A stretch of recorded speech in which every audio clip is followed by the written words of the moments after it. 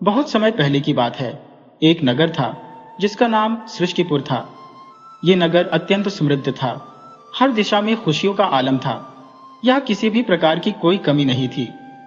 इस नगर में एक व्यापारी रहता था जिसका नाम धनपत राय था, और वह भी बहुत धनी था। किंतु एक समय ऐसा आया जब नगर में भयंकर अकाल पड़ गया। उस अकाल के कारण नगर की स्थिति बहुत बुरी हो गई। यहाँ तक कि धनपत राय का व्यापार भी चौपट हो गया। धनपत राय का एक बेटा था जिसका नाम यशवर्धन था। वह करीब 22 वर्ष का था और अपने पिता के समान बुद्धिमान भी था। वह नगर में अपने पिता के व्यापार में सहायता करता था। एक दिन जब यशवर्धन घर आया तो उसने देखा कि उसके पिता चिंतित दिख रहे थे। यशवर्धन ने पिता की चिंता को महसूस किया और उनके पास जाकर धीमी आवाज में पूछा, पिताजी, आज आप इतने उदास क्यों हैं? धनपत राय ने उसे समझाने की कोशिश की। नहीं बेटा, ऐसी कोई बात नहीं है। यशवर्धन ने फिर कहा, नहीं पिताजी, कोई ना कोई बात जरूर है। मुझे लग रहा है कि आप परेशान हैं। कृपया बताइए क्या हुआ है। धनपत राय कुछ कहने ही वाले थे कि तभी यशवर्धन की मां ने हस्तक्षेप किया और कहा, मैं बताती हूँ। पिछले 2 महीनों से अकाल के कारण हमारा व्यापार बुरी तरह प्रभावित हो रहा है और इसी वजह से तुम्हारे पिता चिंतित है। यशवर्धन ने आश्चर्य से कहा, क्या? लेकिन पिताजी, आपने मुझे पहले क्यों नहीं बताया? उसकी मां ने कहा, बेटा, बताने से क्या होता? अभी तुम जवान हो और तुम्हारे पिताजी बीमार रहते हैं, इसलिए वे किसी दूसरे नगर जाकर व्यापार भी नहीं कर सकते। धनपत राय ने अपनी पत्नी से कहा, मैंने तुमसे कहा था कि तुम इसे मत बताओ, लेकिन तुमने फिर भी इसे बता दिया। यशवर्धन की मां ने जवाब दिया, तो बताइए जी, मैं क्या करती?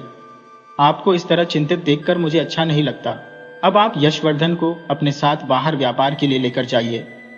यशवर्धन ने आश्चर्यचकित होकर कहा, लेकिन मां, मैं? उसकी मां ने कहा, बेटा, अब तुम्हें ही बाहर का व्यापार संभालना होगा। तुम्हारे पिता अब इस काम के योग्य नहीं है। यशवर्धन ने चिंतित होकर कहा, लेकिन मां, मैंने आज तक कभी बाहर कदम नहीं रखा। मुझे बाहर की दुनिया के बारे में कुछ भी नहीं पता। मैं कैसे जाऊंगा? धनपत राय ने अपनी पत्नी से कहा, पार्वती, तुम क्या बोल रही हो? यशवर्धन अभी बहुत छोटा है, क्या वह व्यापार कर पाएगा? यशवर्धन की मां ने दृढ़ता से कहा, क्यों नहीं कर पाएगा? आपने भी तो इससे कम उम्र में व्यापार शुरू किया था और यह भी कर सकता है। क्यों बेटा, सही कह रही हूं ना मैं? यशवर्धन ने अचानक हुई इस घटना को समझने की कोशिश की। वह कभी भी घर से बाहर अपने पिता के बिना नहीं गया था और अब उसकी मां चाहती थी कि वह दूसरे नगर जाकर व्यापार करे। यशवर्धन कुछ देर तक चुप रहा।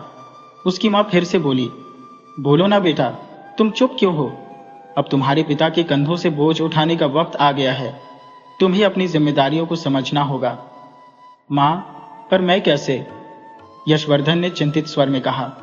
उसकी मां ने तुरंत उत्तर दिया, तुम क्यों नहीं जा सकते? क्या कमी है तुम में? बुद्धिमान हो, समझदार हो, जवान हो, सब कुछ है तुम्हारे पास। धनपत राय, जो अब तक चुप थे, बोले, तुम क्या कह रही हो? अभी यह बहुत छोटा है, इसे दुनियादारी की समझ कहां है? यशवर्धन ने फिर कहा, नहीं पिताजी, मां सही कह रही है। वैसे भी मुझे कभी न कभी तो घर से बाहर निकलना ही होगा व्यापार करने के लिए। धनपत राय ने चिंता भरे स्वर में कहा, पर बेटा, तुम अकेले कैसे जा पाओगे? यशवर्धन ने जवाब दिया, पिताजी, मुझे अकेला जाने की क्या जरूरत है? मैं अपने दोस्त श्री दत्त को साथ ले जाऊंगा। धनपत राय ने संदेह भरे स्वर में कहा, लेकिन बेटा, वह तो ब्राह्मण का पुत्र है, वह भला तुम्हारे साथ क्यों जाएगा? यशवर्धन ने आत्मविश्वास से कहा, पिताजी, वो सब आप मुझ पर छोड़ दीजिए, मैं उसे मना लूंगा। इतना कहकर यशवर्धन अपने मित्र श्री दत्त के घर की ओर चल पड़ा। श्री दत्त यशवर्धन का बचपन का घनिष्ठ मित्र था। उसका परिवार अत्यंत गरीब था और पिता का निधन हो चुका था। हाल ही में श्री दत्त की शादी हुई थी। यशवर्धन ने सारी बातें उसे बताई और साथ चलने का अनुरोध किया। श्री दत्त ने अचंभित होकर कहा, नहीं दोस्त, मैं तुम्हारे साथ नहीं जा सकता। यशवर्धन ने हैरान होकर पूछा, क्यों नहीं जा सकते? श्री दत्त ने मुस्कुराते हुए कहा, यह भी कोई पूछने वाली बात हुई भला? मेरी अभी अभी शादी हुई है, नई नई पंडिताइन घर आई है और मैं तुम्हारे साथ नहीं जा सकता। यशवर्धन ने समझाते हुए कहा, देखो, यह तो 1 साल की ही बात है। इतने दिनों में शायद अगले साल बारिश हो जाए और मेरा व्यापार भी अच्छे से चलने लगे। शिदत्त ने फिर मना करते हुए कहा, नहीं दोस्त, मैं नहीं जा सकता। मेरा काम तो वैसे भी पंडितों वाला है। इस अकाल में भले ही किसी की शादी न हो, लेकिन भूख से मरने पर भी तो कर्मकांड करने होंगे। शादी न सही, मरण दिन तो होगा ही। मुझे इन्हीं कर्मकांडों से अपनी गृहस्थी चलानी है। यशवर्धन ने दुखी होकर कहा, दोस्त, शादी के बाद तो तुम बिल्कुल ही बदल गए हो। मैंने तो सोचा था कि तुम सच्चे दोस्त हो, लेकिन तुम तो स्वार्थी निकले। शिदत्त ने गंभीरता से कहा, देख भाई, जब तेरी भी नई नई शादी होगी तो तू भी ऐसा ही करेगा। इंसान इस दुनिया में अकेला आता है और अकेला ही जाता है। कोई दोस्त या दुश्मन उसके साथ नहीं जाता।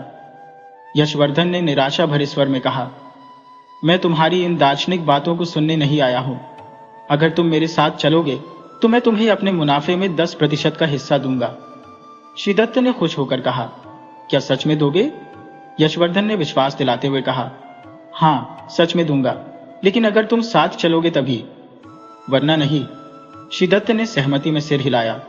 ठीक है, यशवर्धन ने मुस्कुराते हुए कहा, तो पक्का हो गया, पर कल ही हमें निकलना होगा। ठीक है, शिदत्त ने हामी भरी। ठीक है। यशवर्धन ने अपने दोस्त शिदत्त को साथ चलने के लिए मना लिया, लेकिन जैसे ही शिदत्त ने अपनी पत्नी को ये बातें बताई, वह नाराज हो गई। लेकिन उसने किसी तरह अपनी पत्नी को मना लिया और अगली सुबह ही यात्रा की तैयारी करने लगे। यात्रा पर निकलने से पहले शिदत्त ने यशवर्धन के सामने 3 शर्तें रख दी। अगले ही दिन यशवर्धन अपने मित्र शिदत्त को साथ लेकर यात्रा पर निकलने की तैयारी में था। उसने रास्ते के लिए खाने पीने का सामान और अन्य आवश्यक चीजें एक बड़ी थैली में रख ली। इसके अलावा उसके पिता ने उसे व्यापार के लिए 4 स्वर्ण मुद्राएं भी दी, ताकि दूसरे नगर में व्यापार करने में उसे कोई कठिनाई न हो। थोड़ी ही देर में यशवर्धन शिदत्त के घर पहुंच गया और बाहर से आवाज दी, शिदत्त, जल्दी बाहर आओ, अगर देर करोगे तो दोपहर हो जाएगी। शिदत्त ने घर के अंदर से उत्तर दिया, बस तैयार हो रहा हूं, लेकिन चलने से पहले मेरी 3 शर्तें हैं। यशवर्धन ने हैरानी से पूछा, किस तरह की शर्तें? तुम कहना क्या चाहते हो दोस्त? शिदत्त बाहर आते हुए बोला, पहली शर्त यह है कि यात्रा के दौरान तुम मुझसे कोई बातचीत नहीं करोगे। यशवर्धन ने आश्चर्यचकित होकर कहा, क्या? ये क्या बात हुई शिदत्ता? बिना बातचीत के सफर करना बेहद मुश्किल हो जाएगा। उसे शिदत्त की बातों का कोई सिरा नहीं पकड़ आ रहा था। शिदत्त ने स्पष्ट करते हुए कहा, देखो दोस्त, मुझे सफर के दौरान चुप रहना पसंद है। अगर ये शर्त मंजूर है तो मैं दूसरी शर्त बताऊं। यशवर्धन ने अधीरता से कहा, ठीक है, बताओ दूसरी शर्त क्या है? शिदत्त ने कहा, दूसरी शर्त यह है कि बाहर व्यापार करने के बाद जब हम वापस घर आएंगे तो तुम अपना खाना खुद बनाओगे, मैं खाना नहीं बनाऊंगा। यशवर्धन ने घबराते हुए कहा, क्या? पर मुझे खाना बनाना आता ही नहीं है। शिदत्त मुस्कुराते हुए बोला, तो सीख लो। यह शर्त मंजूर है या नहीं? यशवर्धन ने अनिच्छा से कहा, ठीक है, मंजूर है। शिदत्त ने हंसते हुए कहा, अब तीसरी शर्त यह है कि मेरी हर बात माननी होगी। यशवर्धन ने उलझन में पूछा, मतलब? शिदत्त ने समझाया, मतलब ये कि जो काम मैं कहूंगा वो करना होगा। मुझे बड़े भाई की तरह मानना होगा और कभी कभी मेरे पैर भी दबाने होंगे। यशवर्धन ने ताज्जुब से कहा, अरे, मैं ये नहीं कर सकता, मैं किसी के पैर नहीं दबा सकता। शिदत्त ने थोड़ी सख्ती से कहा, अगर नहीं दबा सकते तो फिर मैं नहीं जाऊंगा। यशवर्धन ने आखिरकार हार मानते हुए कहा, ठीक है, दबा दूंगा। शिदत्त ने खुशी से कहा, तो चलो अब निकलते हैं। उसने अपनी पत्नी को अलविदा कहा और अपनी मां के पैर छुए। फिर दोनों दोस्त यात्रा पर निकल पड़े। दोनों बिना कोई बात किए साथ चलते जा रहे थे। यशवर्धन का शरीर थोड़ा भारी था, जिससे उसे चलने में कठिनाई हो रही थी। दूसरी ओर शिदत्त का शरीर पतला और मजबूत था और उसे पैदल चलने की आदत भी थी। कुछ ही दूर चले होंगे कि यशवर्धन ने थकान से चूर होकर कहा, दोस्त, जरा आराम कर ले, मैं बहुत थक गया हूं। शिदत्त ने कहा, नहीं दोस्त, हम रुक नहीं सकते। थोड़ी देर में दोपहर होने वाली है, तब रुकेंगे। अभी रुकने का कोई फायदा नहीं। यशवर्धन ने निराशा से कहा, दोस्त, मैं सच में बहुत थक चुका हूं, जरा सा आराम कर लेते हैं। श्रीदत्त ने उसे याद दिलाते हुए कहा, याद है मैंने क्या कहा था? तुम्हें मेरी हर बात माननी होगी। अगर नहीं मानी तो मैं अभी वापस चला जाऊंगा। यशवर्धन ने भारी मन से कहा, ठीक है, जैसा तुम कहो। यशवर्धन के लिए अब चलना बेहद कठिन हो गया था, लेकिन वह अपनी मजबूरी में कुछ कर भी नहीं सकता था। श्रीदत्त, जो ब्राह्मण का पुत्र था, यात्रा के दौरान अपनी पत्नी की याद में खो गया, परंतु उसके लिए 1 साल यशवर्धन के साथ बिताना अनिवार्य था। यह उसके भविष्य के आरामदायक जीवन का टिकट था, क्योंकि उसके पास सीमित आवश्यकताएं थी। यशवर्धन, जो कुछ ही देर में थकान से चूर हो गया था, श्रीदत्त को पुकार कर बोला, दोस्त, अगर तुम रुक नहीं सकते तो कम से कम मुझे कोई कहानी सुना दो। श्रीदत्त ने गंभीरता से कहा, नहीं, मैंने अपनी पहली शर्त में क्या कहा था, याद है ना? कोई बातचीत नहीं। यशवर्धन ने फिर से कहा, देखो दोस्त, ऐसे चुपचाप चलने में बहुत मुश्किल हो रही है। तुम कुछ सुनाओ, मुझे आसानी होगी। श्रीदत्त ने कठोरता से जवाब दिया, मैंने तुम्हें साफ साफ कहा था, मैं कोई कहानी नहीं सुनाऊंगा। क्या तुम्हें मेरी बात सुनाई नहीं देती? यशवर्धन ने समझौते की पेशकश करते हुए कहा, अगर मैं व्यापार के हिस्से में तुम्हें 20 की जगह 25% दूं, तब तो सुनाओगे? श्रीदत्त ने ठंडे स्वर में कहा, नहीं, फिर भी नहीं सुनाऊंगा। यशवर्धन हताश हो गया। यह क्या बात हुई दोस्त? श्रीदत्त ने सख्ती से कहा, यही बात है, अगर चलना है तो ऐसे ही चलो। यशवर्धन निराश होकर सोचने लगा कि उसका दोस्त इतना कठोर कैसे हो सकता है। अचानक उसे एक उपाय सूझा। उसने अपनी पतलून की जेब में हाथ डाला और मुस्कुराते हुए बोला, अच्छा दोस्त, अगर मैं तुम्हें एक सोने का सिक्का दूं, तो क्या तुम मेरा मनोरंजन करोगे? श्रीदत्त ने हैरानी से कहा, तुम मुझे क्या समझते हो? मैं भाड़ में नहीं लगता जो तुम्हारा मनोरंजन करूं। यशवर्धन ने सफाई देते हुए कहा, अरे नहीं, मेरा मतलब वैसा नहीं था। श्रीदत्त ने उसे चेतावनी देते हुए कहा, फिर क्या मतलब था? अगर चुपचाप चल सकते हो तो चलो, वरना मैं वापस चला जाऊंगा। यशवर्धन ने जल्दी से कहा, नहीं दोस्त, ऐसा मत करो, मैं तुम्हारी हर बात मानूंगा। वे दोनों बिना कुछ बोले फिर से चलने लगे। रास्ते में श्रीदत्त को फिर से अपनी पत्नी की याद आने लगी, जिससे वह थोड़ा उदास हो गया। उधर यशवर्धन थकान से परेशान होकर फिर से कहने लगा, श्रीदत्त, कोई कहानी सुना दो, अब मुझसे और नहीं चला जा रहा। श्रीदत्त ने हल्की मुस्कान के साथ कहा, ठीक है, सुनाऊंगा, लेकिन आज मुझे कोई कहानी याद नहीं आ रही। मैं सिर्फ एक छोटा सा कथन कह सकता हूं, लेकिन वो कथन तुम्हारे सोने के सिक्के से भी कीमती है। यशवर्धन ने नाराज होकर कहा, क्या तुम पागल हो गए हो? इस सोने के सिक्के की कीमत जानते हो? इससे तुम्हारा परिवार पूरा साल भर पेट खा सकता है। श्रीदत्त ने कहा, अगर तुम्हें मेरा कथन सुनना है तो पहले सोने का सिक्का दो। यशवर्धन ने असमंजस में पड़कर कहा, ऐसा क्यों कर रहे हो दोस्त? सुना दो ना। श्रीदत्त ने अपने रुख पर कायम रहते हुए कहा, मैंने कहा ना, पहले सोने का सिक्का दो, फिर सुनाऊंगा। यह सुनकर यशवर्धन कुछ देर के लिए चुप हो गया। उसे एहसास हो गया कि बिना सिक्के के ब्राह्मण पुत्र उससे कुछ भी नहीं कहेगा। उसने अनमने मन से अपनी पतलून से सोने का सिक्का निकाला और श्रीदत्त की ओर बढ़ाते हुए बोला, यह लो, अब सुनाओ। श्रीदत्त ने मुस्कुराते हुए सिक्का लिया और कहा, देखो दोस्त, एक से भले 2 होते हैं। अगर कभी अकेला महसूस हो तो किसी साथी की तलाश करना। वह साथी कोई भी हो सकता है, इंसान, जानवर या कोई निर्जीव वस्तु, जैसे एक छड़ी। अब चलो, आगे बढ़ते हैं। श्रीदत्त के यह कहते ही यशवर्धन के मन में गुस्सा उमड़ पड़ा। उसने इतने कीमती सोने के सिक्के के बदले में ऐसी छोटी सी बात सुनी थी, लेकिन अब वह कुछ नहीं कर सकता था। सिक्का तो ब्राह्मण के पुत्र के हाथ में जा चुका था। अब व्यापारी का पुत्र यशवर्धन अपने आप को धोखे का शिकार महसूस कर रहा था। जैसे ही सोने का सिक्का ब्राह्मण के पुत्र श्रीदत्त के हाथ में आया, उसके मन में लालच की आग और भड़क उठी। यशवर्धन को श्रीदत्त पर बेहद गुस्सा आ रहा था, क्योंकि उसने कोई मनोरंजक कहानी सुनाने के बजाय एक मामूली सा कथन कह दिया। उसे जिस मनोरंजन की दरकार थी वह तो उसे मिला नहीं। और ऊपर से सोने का सिक्का भी कमवाना पड़ा। दोनों दोस्त बिना रुके लगातार आगे बढ़ते जा रहे थे। श्रीदत्त तेज कदमों से आगे बढ़ रहा था, जबकि यशवर्धन को चलने में खासी तकलीफ हो रही थी। कुछ दूर और चलने के बाद यशवर्धन ने एक बार फिर से कहा, दोस्त, कोई कहानी सुना दो, सफर आसानी से कट जाएगा। श्रीदत्त ने शांत स्वर में जवाब दिया, मैंने पहले ही कहा था, मेरे पास केवल कुछ कथन है जो कि कहानी से भी ज्यादा अनमोल है और तुम्हारे जीवन में काम आएंगे।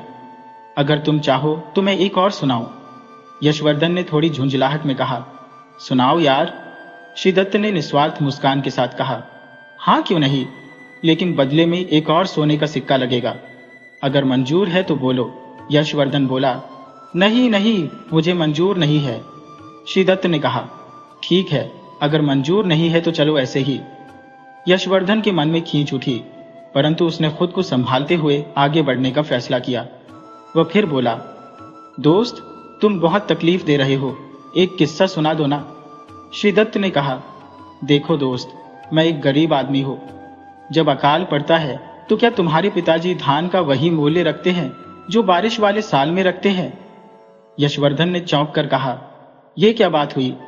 तुम्हारी कहानी का हमारे व्यवसाय से क्या लेना देना है? श्रीदत्त ने समझाया, देखो दोस्त, जब तुम्हारे पिताजी अकाल वाले साल धान का मूल्य कम नहीं करते तो फिर मैं अपने कथनों का मूल्य कम क्यों करूं? जैसे वे समय के अनुसार मूल्य बढ़ाते हैं, वैसे ही मैंने भी अपने कथनों का मूल्य समय के साथ बढ़ा दिया है। अब तुम इसे सही समझो या गलत, पर मैं वही कर रहा हूं जो दुनिया में बाकी लोग करते हैं। यशवर्धन ने जवाब दिया, तो ये बात है, फिर मुझे कोई कथन नहीं सुनना, मैं ऐसे ही तुम्हारे साथ चल दूंगा। श्रीदत्त ने कहा, ठीक है दोस्त, जैसी तुम्हारी मर्जी। ऐसा कहकर श्रीदत्त ने अपने कदमों की रफ्तार और तेज कर दी। उसे मालूम था कि यशवर्धन जरूर उससे फिर कोई कथन या कहानी सुनाने को कहेगा। वे दोनों जैसे ही कुछ और दूर चले, यशवर्धन पीछे से आवाज लगाते हुए बोला, दोस्त, अब मुझे वो कथन सुना दो। श्रीदत्त ने कहा, हाँ जरूर सुनाऊंगा, लेकिन पहले वो सोने का सिक्का दो। यशवर्धन ने अनिच्छा से अपनी जेब से सोने का सिक्का निकाला और श्रीदत्त की ओर बढ़ाते हुए कहा, ये लो, अब तो सुना दो। श्रीदत्त ने सोने का सिक्का लेते हुए कहा, ठीक है, सुनो।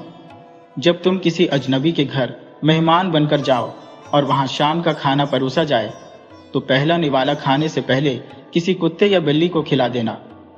यशवर्धन ने हैरानी से पूछा, ऐसा क्यों? श्रीदत्त ने कहा, शास्त्रों में कहा गया है कि पहला निवाला खुद खाने से पहले किसी जीव को खिलाना चाहिए, इससे पुण्य मिलता है। यशवर्धन ने खींचते हुए कहा, और तुमने इस बात के लिए मुझसे एक सोने का सिक्का ले लिया? श्रीदत्त ने गंभीरता से कहा, यशवर्धन, इस बात को भूलना मत। अभी यह बात तुम्हें छोटी लग रही है, लेकिन आगे चलकर शायद तुम्हारे काम आ जाए। चलो अब आगे बढ़ते हैं। यशवर्धन के मन में श्रीदत्त के प्रति गुस्सा उबल रहा था, पर वह कुछ कर नहीं सकता था। 2 बार वह पहले ही धोखा खा चुका था। थोड़ी दूर और बढ़ने के बाद यशवर्धन ने श्रीदत्त को फिर आवाज लगाते हुए कहा, दोस्त, अब मैं थक गया हूं, दोपहर भी होने वाली है, क्या हम थोड़ी देर के लिए रुक सकते हैं? श्रीदत्त ने दृढ़ता से कहा, नहीं दोस्त, हमें इस जंगल को पार करना है। रास्ते में एक घना जंगल आएगा जहां बहुत सारे जंगली जानवर रहते हैं। अगर हमने दिन में उस जंगल को पार नहीं किया तो हम मारे जा सकते हैं, इसीलिए हम रुक नहीं सकते। यशवर्धन ने हताश होकर कहा, लेकिन दोस्त, मैं सचमुच थक चुका हूं। श्रीदत्त ने ठंडे स्वर में जवाब दिया, तो मैं क्या कर सकता हूं? इसका कोई उपाय मेरे पास नहीं है। यशवर्धन ने गुस्से में कहा, देखो दोस्त, तुमने मेरे पहले ही 2 सोने के सिक्के ले लिए, लेकिन बदले में तुमने सिर्फ 2 बेमतलब के कथन सुनाए हैं। अब कम से कम कोई अच्छी कहानी सुना दो। श्रीदत्त ने हंसते हुए कहा, नहीं दोस्त, आज मेरे पास कोई कहानी नहीं है। यह सुनकर यशवर्धन चुप हो गया और कुछ देर तक कोई शब्द नहीं बोला। लेकिन जब उसकी थकान हद से ज्यादा बढ़ गई तो उसने अपना एक और सोने का सिक्का निकाला और श्रीदत्त की ओर बढ़ाते हुए कहा, लो ये सिक्का, और अब कोई बड़ी कहानी सुना दो। इस बार कोई छोटा कथन नहीं, बल्कि एक अच्छी खासी कहानी होनी चाहिए। श्रीदत्त ने कहा, ठीक है, सुनो। हालांकि ये बड़ी या छोटी मैं नहीं जानता, लेकिन ये तुम्हारे बहुत काम आएगी। यशवर्धन ने कहा, ठीक है दोस्त, लेकिन सुनाओ तो सही। श्रीदत्त ने कहा, ठीक है, जब भी तुम किसी अनजान व्यक्ति के घर मेहमान बनकर ठहरो और तुम्हारा बिस्तर लगा दिया जाए, तो उस बिस्तर पर सोने से पहले उसे अच्छे से साफ कर लो और उसे झाड़ कर विचार लेना। यशवर्धन ने पूछा, ऐसा क्यों? श्रीदत्त ने उत्तर दिया, क्योंकि जो तुम्हारा बिस्तर लगाएगा, हो सकता है कि वो गलती से कोई सुई या कांटा वहां छोड़ दे जो तुम्हें चोट पहुंचा सकता है।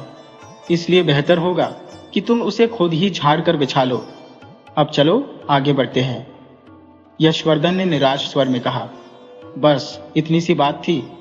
श्रीदत्त ने कहा, हाँ, मैंने पहले ही कहा था कि मुझे कहानियां नहीं आती। चलो अब आगे बढ़ते हैं। श्रीदत्त ने यशवर्धन को एक और छोटा सा कथन सुना दिया जो उसके किसी काम का नहीं था। यशवर्धन निराश होकर उसके साथ चलते रहा। धीरे धीरे जब वे कुछ और दूर पहुंचे तो यशवर्धन की थकान और भी ज्यादा बढ़ गई। उसके कदम लड़खड़ाने लगे। वह कुछ ही कदम और चला कि उसने श्रीदत्त को पीछे से आवाज दी, रुको दोस्त, अब मैं बहुत थक गया हूं, थोड़ी देर के लिए रुक जाओ। श्रीदत्त ने दृढ़ता से कहा, दोस्त, मैंने पहले ही कहा था कि हम रुक नहीं सकते। यशवर्धन ने फिर से कहा, ठीक है, तो कोई कहानी सुना दो। श्रीदत्त ने उत्तर दिया, कहानी नहीं, कथन सुना दूंगा। अगर सुनना है तो बोलो, लेकिन बदले में सोने का सिक्का देना होगा। यशवर्धन ने मना करते हुए कहा, नहीं, अब मेरे पास सिर्फ एक ही सोने का सिक्का बचा है। अगर वो भी दे दिया तो मैं व्यापार कैसे करूंगा? श्रीदत्त ने मुस्कुराते हुए कहा, ठीक है, आगे बढ़ते हैं। श्रीदत्त ने आगे बढ़ते हुए अपने चेहरे पर एक स्वार्थी मुस्कुराहट बिखेरी, क्योंकि उसे पता था कि यशवर्धन जरूर उससे कहानी सुनाने को कहेगा। जैसे ही वे कुछ कदम और चले, यशवर्धन ने श्रीदत्त को फिर से आवाज दी, ठीक है दोस्त, मुझे वो कथन सुना दो। यशवर्धन ने कहा, यह सिक्का मैं बाद में दे दूंगा, अभी तो कोई कथन या कहानी सुना दो। श्रीदत्त ने दृढ़ता से कहा, नहीं दोस्त, पहले सिक्का दो, उसके बाद ही सुनाऊंगा, वरना नहीं। यशवर्धन ने निराश स्वर में कहा, अच्छा, तो तुम्हें मुझ पर इतना भी भरोसा नहीं है? श्रीदत्त ने जवाब दिया, नहीं, ये दोस्ती की बात नहीं है, ये पेट और रोजी रोटी की बात है। अगर घोड़ा घास से दोस्ती करेगा तो खाएगा क्या? यह सुनकर यशवर्धन दुखी हो गया। उसने अनिच्छा से सोने का सिक्का निकाला और बेमन से श्रीदत्त को देते हुए कहा, ये लो और अब सुना दो। श्रीदत्त ने सिक्का अपनी जेब में डाल लिया। अब यशवर्धन के पास कोई सोने का सिक्का नहीं बचा था और उसके चेहरे पर एक गजब की मुस्कान थी। श्रीदत्त ने मुस्कुराते हुए कहा, ठीक है, सुनो, जब भी तुम्हें लगे कि तुम चारों ओर से मुसीबतों में घिर गए हो, तब हार मत मानना। उन परेशानियों से लड़ते रहना, क्योंकि समय बहुत बलवान होता है। क्या पता जो आज तुम्हारा दुश्मन है वो वक्त आने पर तुम्हारा दोस्त बन जाए। इसलिए हर इंसान को बिना हार माने कोशिश करनी चाहिए और जीतने का प्रयास करना चाहिए। इस दुनिया में कोई तुम्हारा सच्चा दोस्त या दुश्मन नहीं है, ये सब तुम्हारे व्यवहार पर निर्भर करता है। अगर तुमने मुश्किल वक्त में भी अपना आत्मविश्वास और हिम्मत बनाए रखी तो तुम जरूर कामयाब हो जाओगे। श्रीदत्त ने कहा, चलो अब मैं चलता हूं। यशवर्धन ने आश्चर्य से पूछा, कहां? श्रीदत्त ने जवाब दिया, अपने घर। मैंने जो ज्ञान देना था वो दे दिया। अब मुझे अपनी पत्नी की बहुत याद आ रही है। तुम अपने रास्ते पर आगे बढ़ो। यशवर्धन ने तंज भरे लहजे में कहा, दोस्त, ये क्या बात हुई? तुमने मुझे धोखा दिया है? श्रीदत्त ने बेपरवाही से जवाब दिया, हाँ, हो सकता है कि मैंने धोखा दिया हो, लेकिन मैंने पहले ही कहा था कि इस दुनिया में ना कोई दोस्त है न दुश्मन। तुम अकेले ही आए थे और अकेले ही जाओगे। सुनो, मैं तुम्हें एक बात मुफ्त में बताता हूं। अगर तुम्हें जानना हो कि कौन स्वार्थी है और कौन नहीं, तो देखो कि बुरे वक्त में तुम्हें कौन बचाने के लिए पूरी दुनिया से लड़ने को तैयार है। ऐसा व्यक्ति कभी स्वार्थी नहीं हो सकता, इसलिए ऐसे इंसान का साथ कभी मत छोड़ना। अब मैं चलता हूं, भगवान तुम्हारी मदद करेंगे।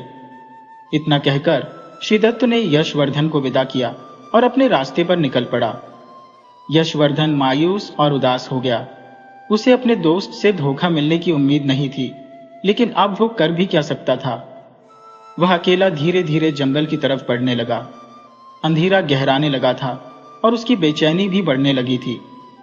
उसे जल्दी से जल्दी उस जंगल को पार करना था, लेकिन थकान उसके शरीर पर हावी हो चुकी थी। शिद्दत तो उसके सारे सोने के सिक्के ले गया था और अब उसके पास सिवाय निराशा के कुछ नहीं बचा था। भूख भी उसे सताने लगी थी और शाम होने वाली थी। जो मिट्टी का पात्र वह अपने साथ लाया था उसमें पानी खत्म हो चुका था, जिससे उसकी प्यास भी बढ़ गई थी। यशवर्धन ने चारों ओर पानी की तलाश की। अचानक उसे कुछ दूरी पर घने वृक्ष दिखाई दिए। उसने सोचा कि वहां जरूर पानी होगा और वह उन वृक्षों की ओर बढ़ चला। जैसे ही वह उन वृक्षों के पास पहुंचा, उसने देखा कि वहां एक छोटा तालाब था, लेकिन उसमें बहुत कम पानी बचा था। वहां पर सूखे का प्रकोप था। उसने अपना थैला नीचे रखा और तालाब के पानी से मुंह हाथ धोए। फिर उसने अपनी मां के हाथ का बना खाना खाया। जैसे ही उसने फिर तालाब का पानी पीने की कोशिश की, अचानक उसे एक आवाज सुनाई दी, सुनो मित्र। यशवर्धन ने इधर उधर देखा कि शायद कोई राहगीर उसे पुकार रहा है, लेकिन कोई नजर नहीं आया। उसने बिना ध्यान दिए फिर से पानी पीने की कोशिश की। तभी फिर वही आवाज आई, सुनो मित्र, मैं तुमसे कुछ कह रहा हूं। अब की बार यशवर्धन डर के मारे चारों ओर देखने लगा और जोर से बोला, तुम कौन हो? मेरे सामने क्यों नहीं आ रहे? उस आवाज ने उत्तर दिया, मैं तुम्हारे सामने ही हूं दोस्त, लेकिन शायद तुम मुझे देखना ही नहीं चाहते। यशवर्धन ने चौंकते हुए कहा, क्या मतलब? मुझे तो कुछ भी नजर नहीं आ रहा। उस आवाज ने कहा, नीचे देखो मित्र। यशवर्धन ने डरते हुए नीचे की तरफ देखा तो उसे एक कछुआ पानी से बाहर आता हुआ दिखाई दिया। उसने घबराते हुए पूछा, तुम कौन हो? क्या तुम कोई यक्ष हो? कछुआ हंसते हुए बोला, नहीं दोस्त, मैं न कोई गंधर्व हूं न यक्ष, मैं तो बस एक साधारण कछुआ हूं। क्या तुम मेरी मदद करोगे? यशवर्धन ने जवाब दिया, कैसी मदद? मैं तुम्हारी क्या मदद कर सकता हूं? मैं तुम्हारी कोई मदद नहीं करूंगा। फिर बिना और कुछ कहे यशवर्धन वहां से जाने लगा, लेकिन कछुआ फिर से पीछे से आवाज देकर बोला, सुनो मित्र, मेरी बात तो सुनो। यहां सूखा पड़ा है दोस्त, अगर तुम मुझे यहां छोड़ दोगे तो मैं बिना पानी के मर जाऊंगा। कृपया मुझे अपने साथ ले चलो। यहां से करीब 100 मील दूर एक बड़ी झील है, तुम मुझे वहां छोड़ देना, मैं जीवन भर तुम्हारा आभारी रहूंगा। यशवर्धन ने ठंडे स्वर में कहा, नहीं, मैं इस मामले में तुम्हारी कोई मदद नहीं कर सकता। लेकिन जैसे ही उसने कुछ कदम और बढ़ाए, उसे अपने दोस्त का पहला कथन याद आ गया, एक के भले दो। उसने रुककर सोचा और फिर कछुए के पास लौटकर डरते हुए पूछा, अच्छा, तुम सच में कछुआ ही हो ना? कछुआ हंसकर बोला, हाँ दोस्त, मैं कछुआ ही हूं, न कोई भूत हूं न पिशाच। यशवर्धन ने फिर पूछा, तो फिर तुम इंसानों की भाषा में कैसे बात कर सकते हो? कछुआ बोला, वह सब मैं तुम्हें रास्ते में बताऊंगा, लेकिन क्या तुम मुझे उस झील तक छोड़ दोगे? यशवर्धन ने कहा, ठीक है, छोड़ दूंगा, लेकिन वादा करो तुम मुझे धोखा नहीं दोगे। कछुआ बोला, अरे मित्र, मैंने तुम्हें अपना सच्चा साथी माना है, अगर तुम मुझे मौत से बचा रहे हो तो भला मैं तुम्हें धोखा क्यों दूंगा? यशवर्धन ने थोड़ा सकपकाते हुए कहा, ठीक है, लेकिन तुम मेरे साथ कैसे चलोगे? कछुआ बोला, इसमें कैसे का क्या मतलब? मुझे इस थैली में डाल लो और उसे अपने कंधे पर टांग लो। यशवर्धन ने उसकी बात मानते हुए कछुए को उठाया और उसे थैली में डाल दिया। फिर उसने अपने साथ लाए मिट्टी के पात्र में पानी भरा, ताकि जब भी रास्ते में प्यास लगे तो वह पानी पी सके। इसके बाद वह कछुए के साथ अपनी मंजिल की ओर बढ़ने लगा। धीरे धीरे सूरज ढल रहा था, लेकिन यशवर्धन अब तक जंगल से बाहर नहीं निकला था। इस कारण वह बेचैन हो रहा था और उसने धीरे से कछुए से पूछा, अच्छा, तुमने यह तो बताया ही नहीं कि तुम इंसानों की भाषा कैसे बोल लेते हो? कछुआ मुस्कुराते हुए बोला, यह तो एक वरदान है। यशवर्धन ने उत्सुकता से पूछा, मतलब? कछुआ बोला, करीब 5000 वर्ष पहले एक देवता ने इस तालाब में एक गरीब ब्राह्मण का रूप धारण किया और हमारे पूर्वजों की सेवा से प्रसन्न होकर हमें यह वरदान दिया कि हम इंसानी भाषा बोल सकें और राहगीरों का मार्गदर्शन कर सकें। यशवर्धन ने हंसते हुए कहा, ओह, तो यह बात है, तुमने मुझे एकदम से डरा ही दिया था। कछुआ भी हंसते हुए बोला, कोई बात नहीं मित्र, अब तो तुम नहीं डर रहे हो, है ना? यशवर्धन ने मजाकिया लहजे में कहा, अब किस बात का डर? अगर तुमने ज्यादा बकवास की तो मैं तुम्हारी गर्दन मरोड़ दूंगा।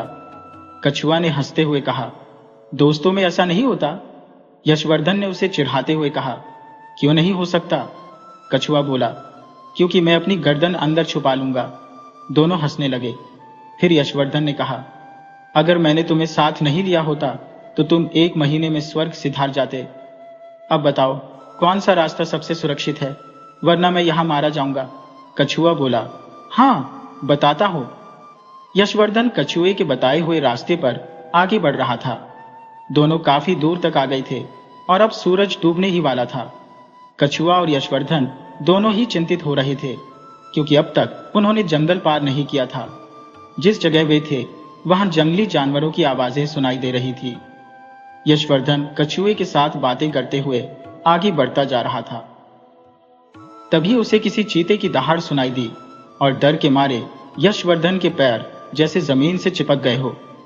उसका हाल बुरा हो गया था। कुछ ही पल में वह चीता उसकी आंखों के सामने था। यशवर्धन का दिल दहशत से धड़कने लगा, क्योंकि आज चीते को उसका शिकार मिल गया था। कछुआ तुरंत बोला, मित्र, अब जैसा मैं कहूं वैसा ही करो। यशवर्धन ने घबराते हुए कहा, क्या करूं? कछुआ बोला, जल्दी से मुझे इस चीते की तरफ फेंक दो और दौड़कर उस पेड़ पर चढ़ जाओ। यशवर्धन ने विरोध किया, नहीं, मैं तुम्हें इस जानवर के सामने नहीं फेंक सकता, वह तुम्हें खा जाएगा।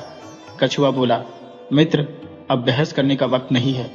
वह किसी भी पल तुम पर हमला कर सकता है। जल्दी से कदम उठाओ, वरना जान से हाथ धो बैठोगे। यशवर्धन ने हिचकते हुए कहा, लेकिन मैं तुम्हें इस तरह से कैसे फेंक सकता हूं? कछुआ बोला, इसकी चिंता मत करो, तुम बस मुझे फेंक दो। देखो वहां आ रहा है तुम्हारी तरफ, उधर। चीता यशवर्धन की ओर तेजी से बढ़ रहा था। यशवर्धन ने डर के मारे पहले पेड़ की ओर देखा और फिर कछुए की ओर। वह कुछ समझ नहीं पा रहा था। तभी चीता तेजी से उसकी ओर दौड़ा। कछुए के कहे अनुसार यशवर्धन ने उसे चीते की तरफ फेंक दिया और खुद दौड़कर पेड़ पर चढ़ गया। चीता तेजी से कछुए की ओर बढ़ा और जैसे ही उसे खाने के लिए अपना मुंह खोला, कछुआ ने अपने मुंह और पैरों को अपने खोल के अंदर कर लिया। कछुए का खोल इतना मजबूत था कि चीता उसे तोड़ नहीं सका। उसने उसे पलटने की भी कोशिश की, लेकिन वह इसमें भी असफल रहा। कई देर की कड़ी मेहनत के बावजूद वह शिकारी चीता कछुए को खा नहीं सका। निराश होकर उसने वहां से रुखसत कर लिया। व्यापारी का पुत्र पेड़ से नीचे उतर आया। उसने कछुए को आवाज दी और उसे उठाकर अपने सीने से लगा लिया। आंसुओं से भरी आंखों से उसने कहा, मित्र, आज अगर तुम नहीं होते तो मैं मर ही जाता। कछुआ मुस्कुराते हुए बोला, अच्छा मित्र, अगर तुम इस जंगल में नहीं आते तो मैं भी उस तालाब में भूख और प्यास से तड़प कर मर जाता।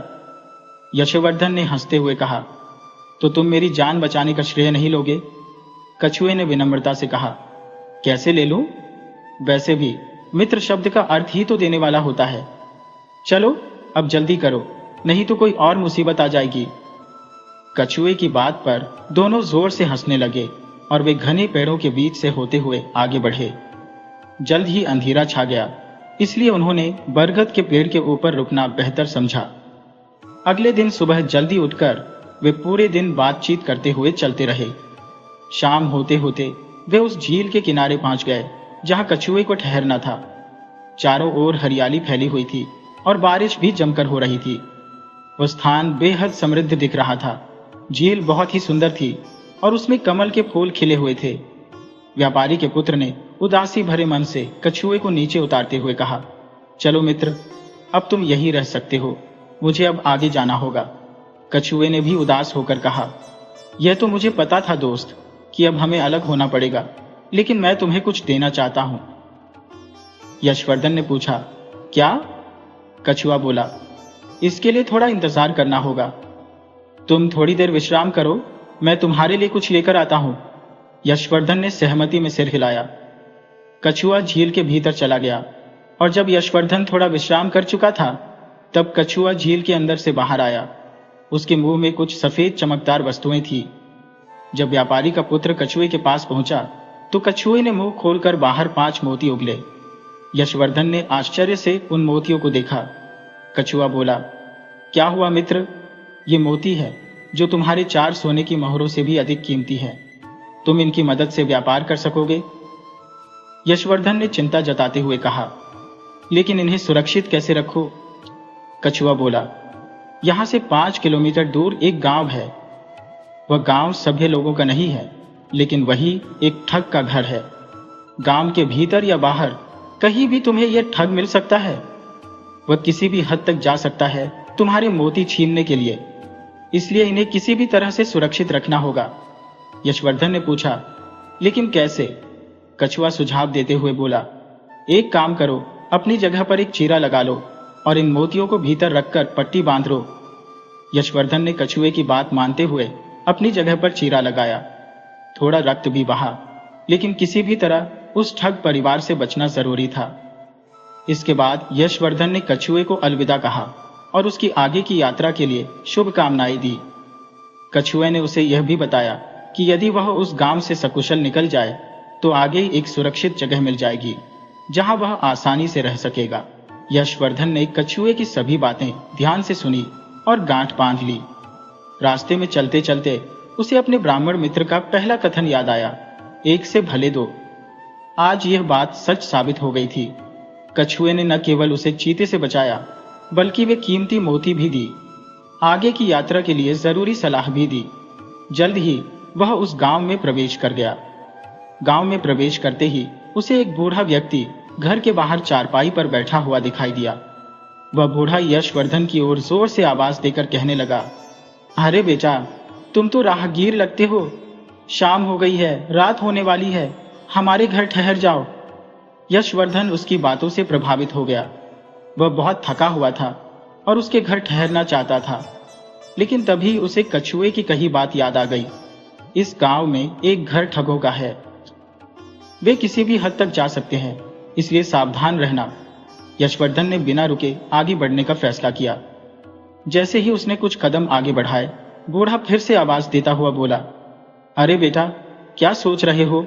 रात भर हमारे यहाँ रुक जाओ, तुम भले घर के लगते हो, इसलिए कह रहा हो।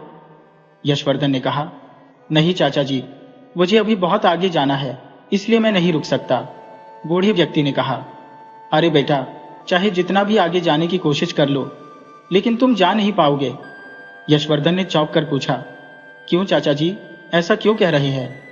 बूढ़ा व्यक्ति मुस्कुराते हुए बोला, बेटा, इस गांव के आखिरी छोर पर एक ठगों का घर है। वो इस राज्य के मशहूर ठग हैं और किसी भी राहगीर को नहीं छोड़ते। फिर उसने सलाह दी, तुम्हारे लिए सबसे बेहतर यही होगा कि रात भर हमारे यहाँ ठहर जाओ। जैसे ही सुबह होगी, मैं तुम्हें घोड़े पर बिठाकर गांव के बाहर तक छोड़ दूंगा। यशवर्धन ने संकोच करते हुए कहा, पर चाचा जी। इस पर बूढ़ा व्यक्ति बोला, पर कुछ नहीं बेटा, मेरी बात मानो, रात भर यहीं ठहर जाओ। तुम मुझे भोले भाले लड़के लगते हो, इसलिए कह रहा हूं, वरना मैं अपने घर में किसी को ठहरने नहीं देता हूं। मेरी 2 जवान बेटियां हैं, इसलिए मैं अनजान लोगों को घर में नहीं रोकता। लेकिन तुम अच्छे इंसान लगते हो, इसलिए कह रहा हूं। यशवर्धन को वह व्यक्ति बहुत भला लगा, इसलिए मुस्कुराते हुए बोला, ठीक है चाचा जी, आप जब इतना कह रहे हैं तो रुक जाता हूं। बूढ़ा व्यक्ति खुश होकर बोला, अरे वाह, ये हुई ना बात, चलो आओ बेटा, अंदर आओ। फिर वह यशवर्धन को अपने साधारण से घर के अंदर ले गया। घर के अंदर जाते ही यशवर्धन की नजर एक लड़की पर पड़ी जो लगभग 30 साल की होगी। उसके बाल बिखरे हुए थे और कपड़े भी मैले कुचैले थे। ऐसा लग रहा था कि वह परिवार काफी गरीब है। वह लड़की एक चारपाई लेकर आई और यशवर्धन के लिए उसे लगा दिया। बूढ़ा व्यक्ति हंसते हुए बोला, ये मेरी बड़ी बेटी है, अनंत प्रिया। 30 साल की हो चुकी है बेटा, लेकिन अब तक उसकी शादी नहीं हो पाई है। क्या करूं बेटा, बेटी का बाप हो, लेकिन लोगों को बेटी से ज्यादा सोने की चाहत होती है। यशवर्धन उस लड़की को देखकर उदास हो गया। लड़की कुछ देर बाद यशवर्धन के लिए पानी का गिलास लेकर आई। पानी पीने के बाद यशवर्धन ने धीरे से पूछा, चाचा जी, आप तो कह रहे थे आपकी 2 बेटियां हैं, छोटी वाली कहाँ है? बूढ़ा व्यक्ति बोला, वह आज शाम रामलीला के नाटक के लिए तैयार हो रही है। यशवर्धन ने पूछा, मतलब? बूढ़ा व्यक्ति हंसते हुए बोला, मतलब यह कि मेरी छोटी बेटी गांव की रामलीला में सीता का किरदार निभाती है, तो वह उसकी तैयारी कर रही है, इसीलिए वह ज्यादा बातचीत नहीं करती। तुम एक काम करो, पहले जाओ और स्नान कराओ। तब तक मेरी बेटी हमारे लिए खाना बना लेगी। यशवर्धन ने सहमति जताते हुए कहा। ठीक है चाचा जी। बूढ़ा व्यक्ति यशवर्धन के लिए स्नान घर में पानी रखवा देता है और अपना तौलिया भी दे देता है। यशवर्धन अपने कपड़े निकालकर स्नान घर में नहाने चला जाता है। स्नान करके वह वापस आकर चारपाई पर आराम से बैठ जाता है। कुछ ही देर में बूढ़ा व्यक्ति पानी का लोटा और एक बड़ी सी थाली लेकर आता है, जिसमें खीर, हलवा, पूरी और आलू की सब्जी थी। वह थाली यशवर्धन के सामने रख देता है। यशवर्धन को बहुत जोर की भूख लगी हुई थी। बूढ़ा व्यक्ति कहता है, अच्छा बेटा, तुम खाओ, जब तक मैं कुछ काम करके आता हूं, और अगर कुछ चाहिए हो तो बता देना। यशवर्धन थाली अपनी ओर खिसकाता है और हलवा और खीर के साथ मिलाकर पहला निवाला लेने ही वाला था कि उसे ब्राह्मण मित्र का कहा हुआ वाक्य याद आ गया। उसने कहा था, जब भी बाहर खाना खाओ तो पहला निवाला खुद खाने के बजाय किसी कुत्ते या बिल्ली को खिला देना चाहिए। इससे पुण्य मिलता है और धन की कभी कमी नहीं होती। यशवर्धन ने तुरंत इधर उधर नजर दौड़ाई और देखा कि एक बिल्ली उसके पास बैठी थी। उसने निवाला उठाकर बिल्ली की तरफ फेंक दिया। बिल्ली ने झट से निवाला खाया, लेकिन जैसे ही यशवर्धन अगला निवाला अपने मुंह में लेने लगा, वह बिल्ली तड़पने लगी और मर गई। यशवर्धन का दिल दहल गया और वह डर के मारे कांपने लगा। उसे अब समझ में आ गया कि वह घर किसी साधारण व्यक्ति का नहीं, बल्कि एक ठग का है। ये वही ठग है जिसके बारे में कछुए ने उसे आगाह किया था। ठग और उसकी बेटी को शायद उसकी मोतियों के बारे में पता चल गया था, इसलिए उन्होंने उसके खाने में जहर मिला दिया था। अब यशवर्धन एक बड़ी मुसीबत में फंस गया था। कछुए के अनुसार उस घर से बाहर निकलना न केवल कठिन था, बल्कि असंभव भी था। भय के मारे यशवर्धन की स्थिति बुरी तरह से जर्जर हो गई। उसने कांपते हाथों से बिल्ली को उठाया और दीवार के पार फेंक दिया। खाने की थाली को भी उसने दीवार के दूसरी ओर उछाल दिया। फिर उसने अपने हाथ धोए और पानी पीकर एक जोर की नकली डकार ली, ताकि ठग को लगे कि उसने भोजन कर लिया है। यशवर्धन अब सोच रहा था कि कोई भी मुसीबत कभी भी आ सकती है, लेकिन वह नहीं जानता था कि यह मुसीबत कैसी होगी, जवानी की या वृद्धावस्था की या फिर शांतिपूर्वक बैठने की। इधर बूढ़ा ठग और उसकी 30 वर्षीय बेटी उसके मरने का इंतजार कर रहे थे। ठग ने गंभीरता से पूछा, बेटी, तुमने कहा था कि तुमने खाने में बहुत सारा जहर मिला दिया है, लेकिन वह मरा नहीं, इसका क्या कारण है? अनंत प्रिया ने कहा, पिताजी, मैंने तो जहर डाला था, लेकिन वह बेजान क्यों नहीं हुआ? लगता है वह तो किसी खास मिट्टी का बना है जो इतना जहर भी सहन कर गया। ठग ने चिंता जताई, बेटा, ध्यान से देखो, क्या तुमने वास्तव में जहर डाला था? अनंत प्रिया ने जवाब दिया, पिताजी, मैंने तो जहर डाला था, अगर यकीन नहीं हो तो आप खुद खाकर देख ले। ठग गुस्से में बोला, तुम पागल हो क्या? अपने पिता को मरे हुए देखना चाहती हो? चलो मैं देखता हूं कि वह क्यों नहीं मरा, तब तक तुम दूसरी योजना पर काम करो। अनंत प्रिया ने कहा, जी पिताजी, और अपने पिता की योजना के अनुसार आगे की तैयारी करने लगी। ठग ने यशवर्धन के पास जाकर प्यार से कहा, खाना अच्छा था बेटा? यशवर्धन ने झिझकते हुए कहा, हाँ चाचा जी, बहुत अच्छा था। ठग ने कहा, अच्छा, तुम सोच रहे हो क्या? यशवर्धन ने सोचा कि ठग और उसकी बेटी ने उसे मारने की पूरी योजना बनाई थी।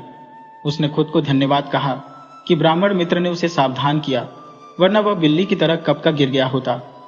ठग ने फिर पूछा, क्या सोच रहे हो बेटा? यशवर्धन ने मुस्कुराते हुए कहा, चाचा जी, मैं सोच रहा था कि क्या आप ऐसा स्वादिष्ट भोजन सभी मेहमानों के लिए बनाते हैं या सिर्फ मेरे लिए? ठग ने हिचकिचाते हुए कहा, हाँ, सभी के लिए बनाते हैं। मेहमान भगवान का रूप होते हैं। यशवर्धन ने सोचा, तो आप सभी को जहर का भोजन कराते हैं और खुद को भगवान मानते हैं। ठग ने कहा, क्या सोच रहे हो बेटा? यशवर्धन ने कहा, कुछ नहीं चाचा जी। ठग ने कहा, आओ बेटा, तुम्हें थकावट महसूस हो रही होगी, मैंने तुम्हारा बिस्तर लगा दिया है, कमरे में जाकर सो जाओ। यशवर्धन ने झूठी मुस्कान के साथ कहा, ठीक है चाचा जी। धीरे धीरे वह कमरे की ओर बढ़ा। उसके मन में अनेकों सवाल थे, लेकिन उनके उत्तर न थे। उसे पता नहीं था कि वह इतनी बुरी स्थिति में फंस गया है। कमरे में जाकर उसने दरवाजा बंद कर लिया ताकि बाहर से कोई अंदर ना आ सके। उसने बिस्तर की ओर बढ़ते हुए सोचा कि क्या ठग और उसकी बेटियों ने बिस्तर के नीचे कोई चुड़ैल रखी होगी। लेकिन अगले पल उसने सोचा कि उसकी बेटी किसी चुड़ैल से कम नहीं है, जो पैसे के लिए एक सुंदर युवक को मारने पर उतारू हो गई है। यही कारण है कि उसकी शादी नहीं हुई है। उसके दिमाग में अनेकों सवाल थे, जैसे वह बलि का बकरा बनेगा या जीवित बचेगा। इसका उत्तर भगवान के पास था। थका हुआ महसूस करते हुए उसने बिस्तर पर लेटकर अपने भविष्य की योजना बनाने का विचार किया। अचानक यशवर्धन को ब्राह्मण पुत्र का तीसरा उपदेश याद आ गया, जिसमें कहा गया था कि जब किसी अजनबी के घर मेहमान बनकर जाओ और रात को सोने जाओ तो बिस्तर को ठीक से समेटकर वापस बिछाना चाहिए। यशवर्धन ने बिस्तर पर नजर डाली और चौंक गया।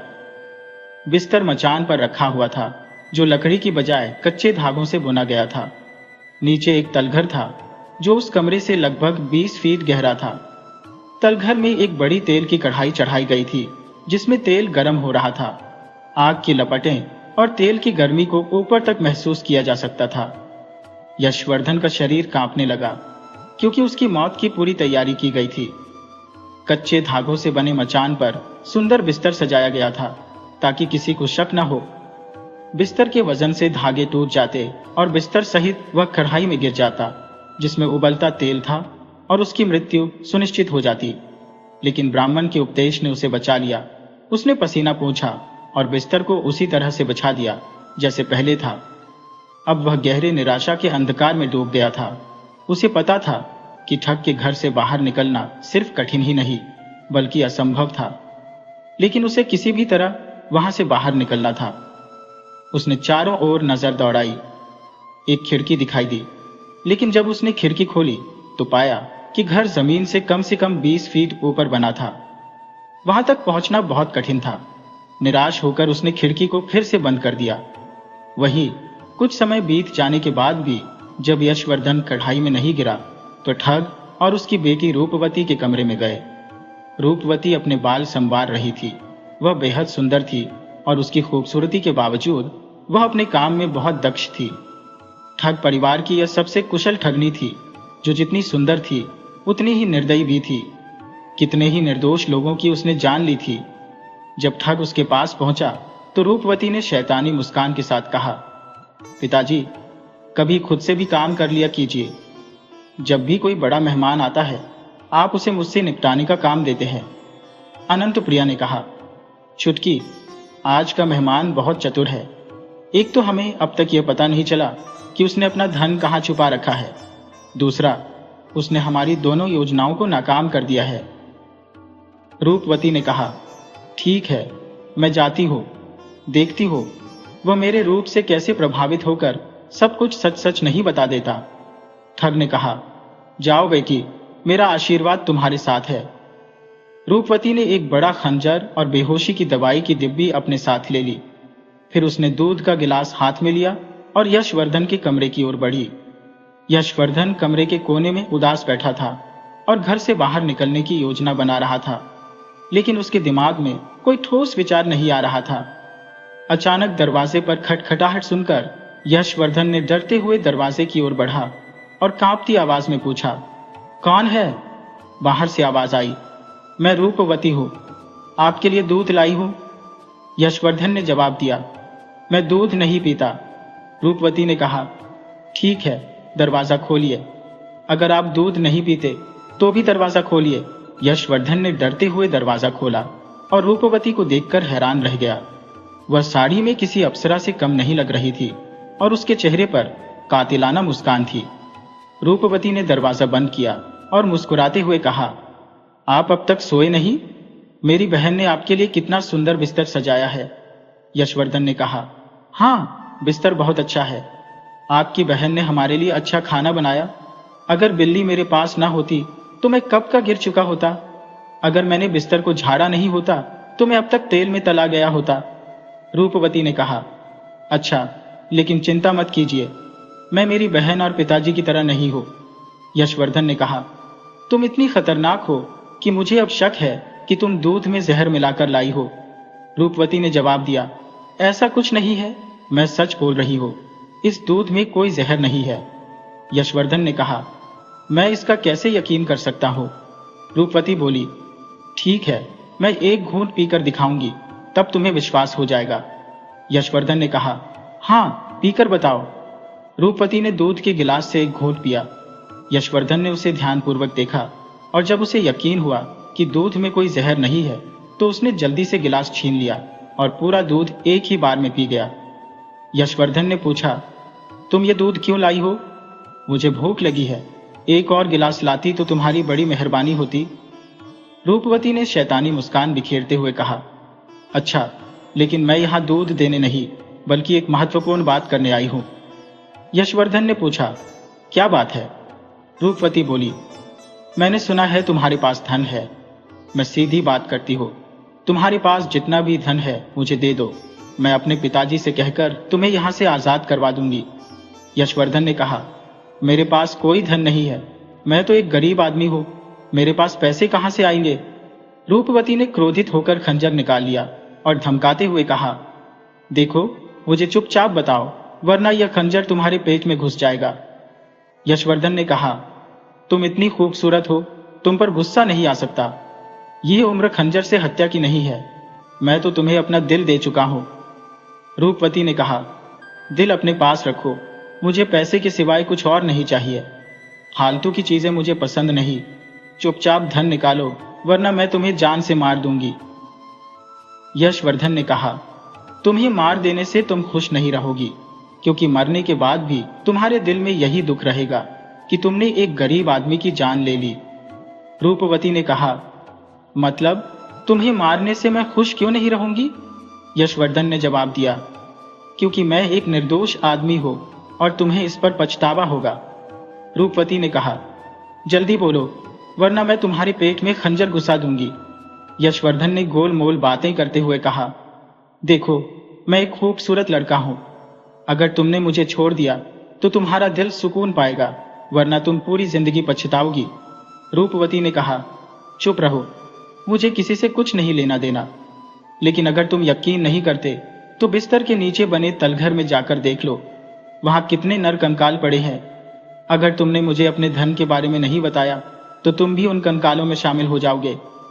यशवर्धन ने महसूस किया कि रूपवती जितनी सुंदर लग रही थी उतनी साधारण नहीं थी। उसे अचानक अपने ब्राह्मण दोस्त का चौथा उपदेश याद आ गया, जिसमें कहा गया था कि जब तुम किसी बुरी स्थिति में फंसे हो तो उस स्थिति से बाहर निकलने के सभी उपाय अपनाओ। यशवर्धन ने कहा, रुको, मैंने तुम्हें कहा है, अगर तुमने मुझे मारा तो तुम पछताओगी, बिल्कुल उसी राम प्रताप की तरह। रूपवती ने पूछा, राम प्रताप कौन है? यशवर्धन ने कहा, बताता हूं। रूपवती ने कहा, जल्दी बताओ, वरना खंजर तुम्हारे पेट में घुसा दूंगी। यशवर्धन ने कहा, एक बार एक आदमी था जिसका नाम राम प्रताप था। वह बहुत गरीब था और उसने विदेश जाकर काम करने का निश्चय किया, इसलिए उसने अपने 10 साल के बेटे और पत्नी को अकेला छोड़कर विदेश चला गया। रूपवती ने कहा, फिर क्या हुआ, जल्दी बताओ। यशवर्धन ने कहा, राम प्रताप ने वहां बहुत मेहनत की, लेकिन धन इकट्ठा करने में सफल नहीं हुआ। एक बार उसने अपनी पत्नी और बेटे के लिए मिठाई का डिब्बा अपने मित्र के हाथ भेजा ताकि वे दान इकट्ठा कर सकें। रूपवती ने पूछा, फिर क्या हुआ? यशवर्धन ने उत्तर दिया, फिर उसका मित्र उसके गांव आया और मिठाई का डिब्बा उसकी पत्नी को सौंप दिया। जब राम प्रताप की पत्नी ने डिब्बा खोला तो वह चकित रह गई। रूपवती ने पूछा, डिब्बे में ऐसा क्या था? यशवर्धन ने कहा, डिब्बे में हीरे और मोती भरे हुए थे। रूपवती ने आश्चर्य व्यक्त करते हुए पूछा, ऐसा कैसे? मिठाई का डिब्बा भेजा गया था, उसमें हीरे मोती कैसे आ गए? यशवर्धन ने कहा, सही कहा, उसने मिठाई भेजी थी, लेकिन उसके मित्र ने उसकी ईमानदारी और कर्तव्य परायणता से प्रभावित होकर मिठाई को हीरे और जवाहरातों में बदल दिया। रूपवती ने कहा, वाह, यह तो अद्भुत है। फिर क्या हुआ? यशवर्धन ने कहा, फिर राम प्रताप की पत्नी ने घर में निर्माण कार्य शुरू करवा दिया और उसका घर गांव की सबसे अमीर हवेली बन गई। लेकिन राम प्रताप को इस बारे में कोई जानकारी नहीं मिली। जब वह 5 साल बाद लौटा तो रात हो चुकी थी। उसने जब झोपड़ी की जगह हवेली देखी तो उसे विश्वास नहीं हुआ और वह कुछ पल के लिए क्रोधित हो गया। रूपवती ने पूछा, उसे खुश होना चाहिए था, तो फिर उसने ऐसा क्यों किया? यशवर्धन ने कहा, वह खुश नहीं हुआ क्योंकि उसे अपनी पत्नी पर शक हुआ। उसे लगा कि इतनी बड़ी हवेली बनने के लिए इतना पैसा विदेश से नहीं आ सकता। हवेली के अंदर जाकर उसने अपनी पत्नी को एक जवान पुरुष के साथ सोते हुए देखा, जिससे वह और भी गुस्से में आग बबूला हो गया। रूपवती ने पूछा, फिर? यशवर्धन ने कहा, राम प्रताप ने पास की दीवार से तलवार उठाई और सोते हुए युवक को मौत के घाट उतार दिया। युवक की चीख सुनकर उसकी पत्नी जाग गई और उसे देखकर चौंक गई। उसने कांपती आवाज में पूछा, यह तुमने क्या किया? राम प्रताप ने कहा, वही जो मुझे करना चाहिए था। लक्ष्मी ने मेरे पीछे किसी पराये मर्द के साथ समय बिताया, यही कारण था कि हवेली बनी। बताओ वह कौन था? उसकी पत्नी ने चीखते हुए कहा, हे भगवान, वह तो हमारा इकलौता बेटा सोमवीर था। तुमने मेरे बेटे को मार दिया। यशवर्धन ने आगे कहा। राम प्रताप को गहरा आघात लगा और उसने अपनी पत्नी को भी मरते हुए देखा। उसकी पत्नी ने सदमे में अपनी जान गंवा दी। राम प्रताप ने दुखी होकर कहा, हे राम, यह बहुत गलत हुआ। यशवर्धन ने कहा, देखो, राम प्रताप का पूरा परिवार उजड़ गया क्योंकि उन्होंने बिना सोचे समझे अपने बेटे की जान ले ली। क्रोध हमारी बुद्धि को नष्ट कर देता है, इसलिए हमेशा सोच समझकर काम करो। मैं तुम्हें बार बार कह रहा हूं, अगर तुमने मुझे मारा तो तुम्हें कुछ भी हासिल नहीं होगा। तुम भी राम प्रताप की तरह पछताओगी। रूपवती ने गुस्से में यशवर्धन के पेट पर खंजर का नोक लगाते हुए कहा, बात का विषय मत बदलो, चुपचाप धन के बारे में बताओ, वरना यह खंजर तुम्हारे सीने में घुस जाएगा। जल्दी बताओ। यशवर्धन ने कहा, अरे ठहर जाओ, शांत हो जाओ। यशवर्धन ने ठगनी को अपनी बातों में उलझाने की कोशिश की, लेकिन वह इतनी आसानी से नहीं बसेगी। उसने मौके का फायदा उठाकर अपने तरकश से चालें चलनी शुरू की। रात का दूसरा पहर शुरू हो चुका था और यशवर्धन को किसी भी तरह से वहां से निकलना था। रूपवती ने एक बार फिर गुस्से में कहा, तुम धन का पता बताते हो या नहीं? यशवर्धन ने कहा, मैंने तुम्हें कितनी बार कहा है, मेरे पास कोई पैसा नहीं है। अगर तुमने मुझे मारा तो तुम पछताओगी। मेरी हत्या के बाद तुम्हें कुछ भी नहीं मिलेगा। मैं बार बार यही कह रहा हूं, लेकिन तुम मेरी बात मान नहीं रही हो। रूपवती ने कहा, चुप रहो और धन का पता बताओ, वरना मैं तुम्हें मार दूंगी। यशवर्धन ने कहा, तुम्हें मारने से क्या हासिल होगा? अगर चाहो तो मुझसे विवाह कर सकती हो। तुम तो बहुत ही खूबसूरत हो। रूपवती ने प्रतिक्रिया दी। ठीक है, लेकिन अब एक प्रेम कहानी सुनाओ, और ध्यान रहे कि कहानी का अंत दुखद न हो, नहीं तो मैं तुम्हारे सीने में खंजर घोंप दूंगी।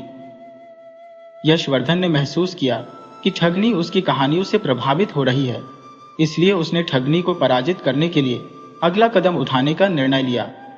उसकी नजर अचानक उस नशे की दवा की डिब्बी पर पड़ी जो उसने बेहोशी लाने के लिए लाई थी। जब यशवर्धन ने कुछ नहीं कहा तो रूपवती ने गुस्से में आकर कहा, या तो कहानी सुनाओ या तुम्हें अभी मार दो।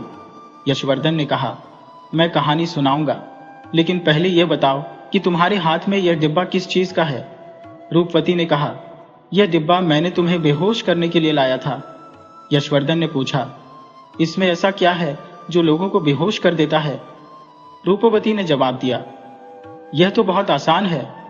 उसने डिब्बा खोला और कहा, इस दवा को खोलकर इसकी गंध को उस व्यक्ति की नाक के पास ले जाओ जिसे बेहोश करना हो। यशवर्धन ने कहा, रुको, तुम्हें भी इसके प्रभाव का अनुभव करना चाहिए। रूपवती ने अज्ञानतावश दवा की गंध ली और तुरंत बेहोश हो गई। यशवर्धन ने मुस्कुराते हुए कहा, अरे वाह, तुम तो जल्दी ही नींद में चली गई। अब उसे घर से जल्दी निकलना था क्योंकि रात का चौथा पहर शुरू होने वाला था।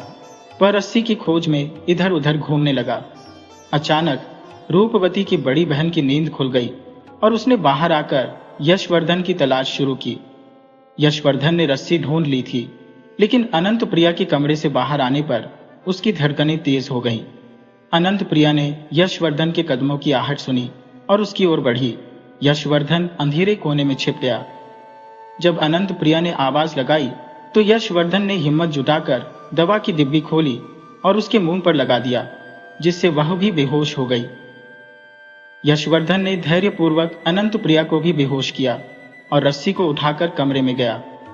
उसने रस्सी को चारपाई से बांधकर अपना सामान पीछे लटकाया और खिड़की से बाहर उतरने से पहले मुस्कुराते हुए कहा, अलविदा ठगनी, तुम्हें हराने का मजा आया। फिर उसने अस्तबल में जाकर एक पतले घोड़े को निकाल लिया और उस पर सवार होकर उज्जैन की ओर रवाना हो गया।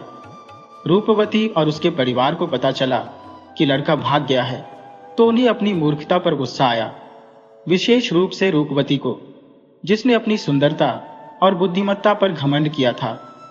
एक व्यापारी के पुत्र ने उसके सभी मंसूबों को ध्वस्त कर दिया था।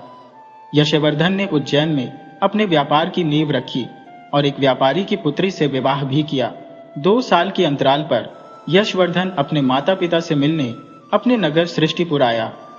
उसके माता पिता उसकी बहादुरी और बुद्धिमत्ता पर गर्वित थे। अब उनका व्यापार पुनः सुव्यवस्थित हो गया था। यशवर्धन ने यह सिद्ध कर दिया कि धैर्य और समझदारी से काम लेकर सबसे कठिन परिस्थितियों में भी विजय प्राप्त की जा सकती है।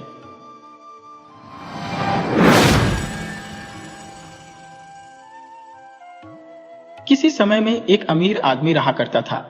उसकी 2 बीवियां थी। बड़ी वाली लागी पसंदीदा थी और दूसरी छोटी वाली अलागी, जिसे दूर कर दिया गया हो, थी। दोनों बीवियों की एक एक बेटी थी। बड़ी बीवी के बार बार कहने और लड़ाई झगड़ा करने पर पति ने दूसरी बीवी और उसकी बेटी के रहने के लिए घर के पिछवाड़े में एक झोपड़ी बनवा दी। अलागी अपनी बेटी के साथ गरीबी में अपना जीवन गुजारने लगी। उसकी बेटी का नाम चंपावती था। एक दिन पिता ने चंपावती को आदेश दिया कि वह जाकर उसके धान के खेत की रखवाली करे। वह हर रोज एक ऊंचे स्थान पर बैठकर खेत की रखवाली करती और चिड़ियों को उड़ाती रहती। इसी तरह कई दिन गुजर गए। एक दिन धान की रखवाली करने के लिए जब वह उस ऊंचे स्थान पर चढ़ी तो उसने गाना गाना शुरू कर दिया, बटेरो, यहां से चली जाओ, मेरे धान को मत खाओ, उसके बदले में तुम्हें भुना हुआ चावल दूंगी। जब उसने ऐसा कहा तो जंगल में से किसी का जवाब आया, मैं तो धान खाऊंगा और चावल भी।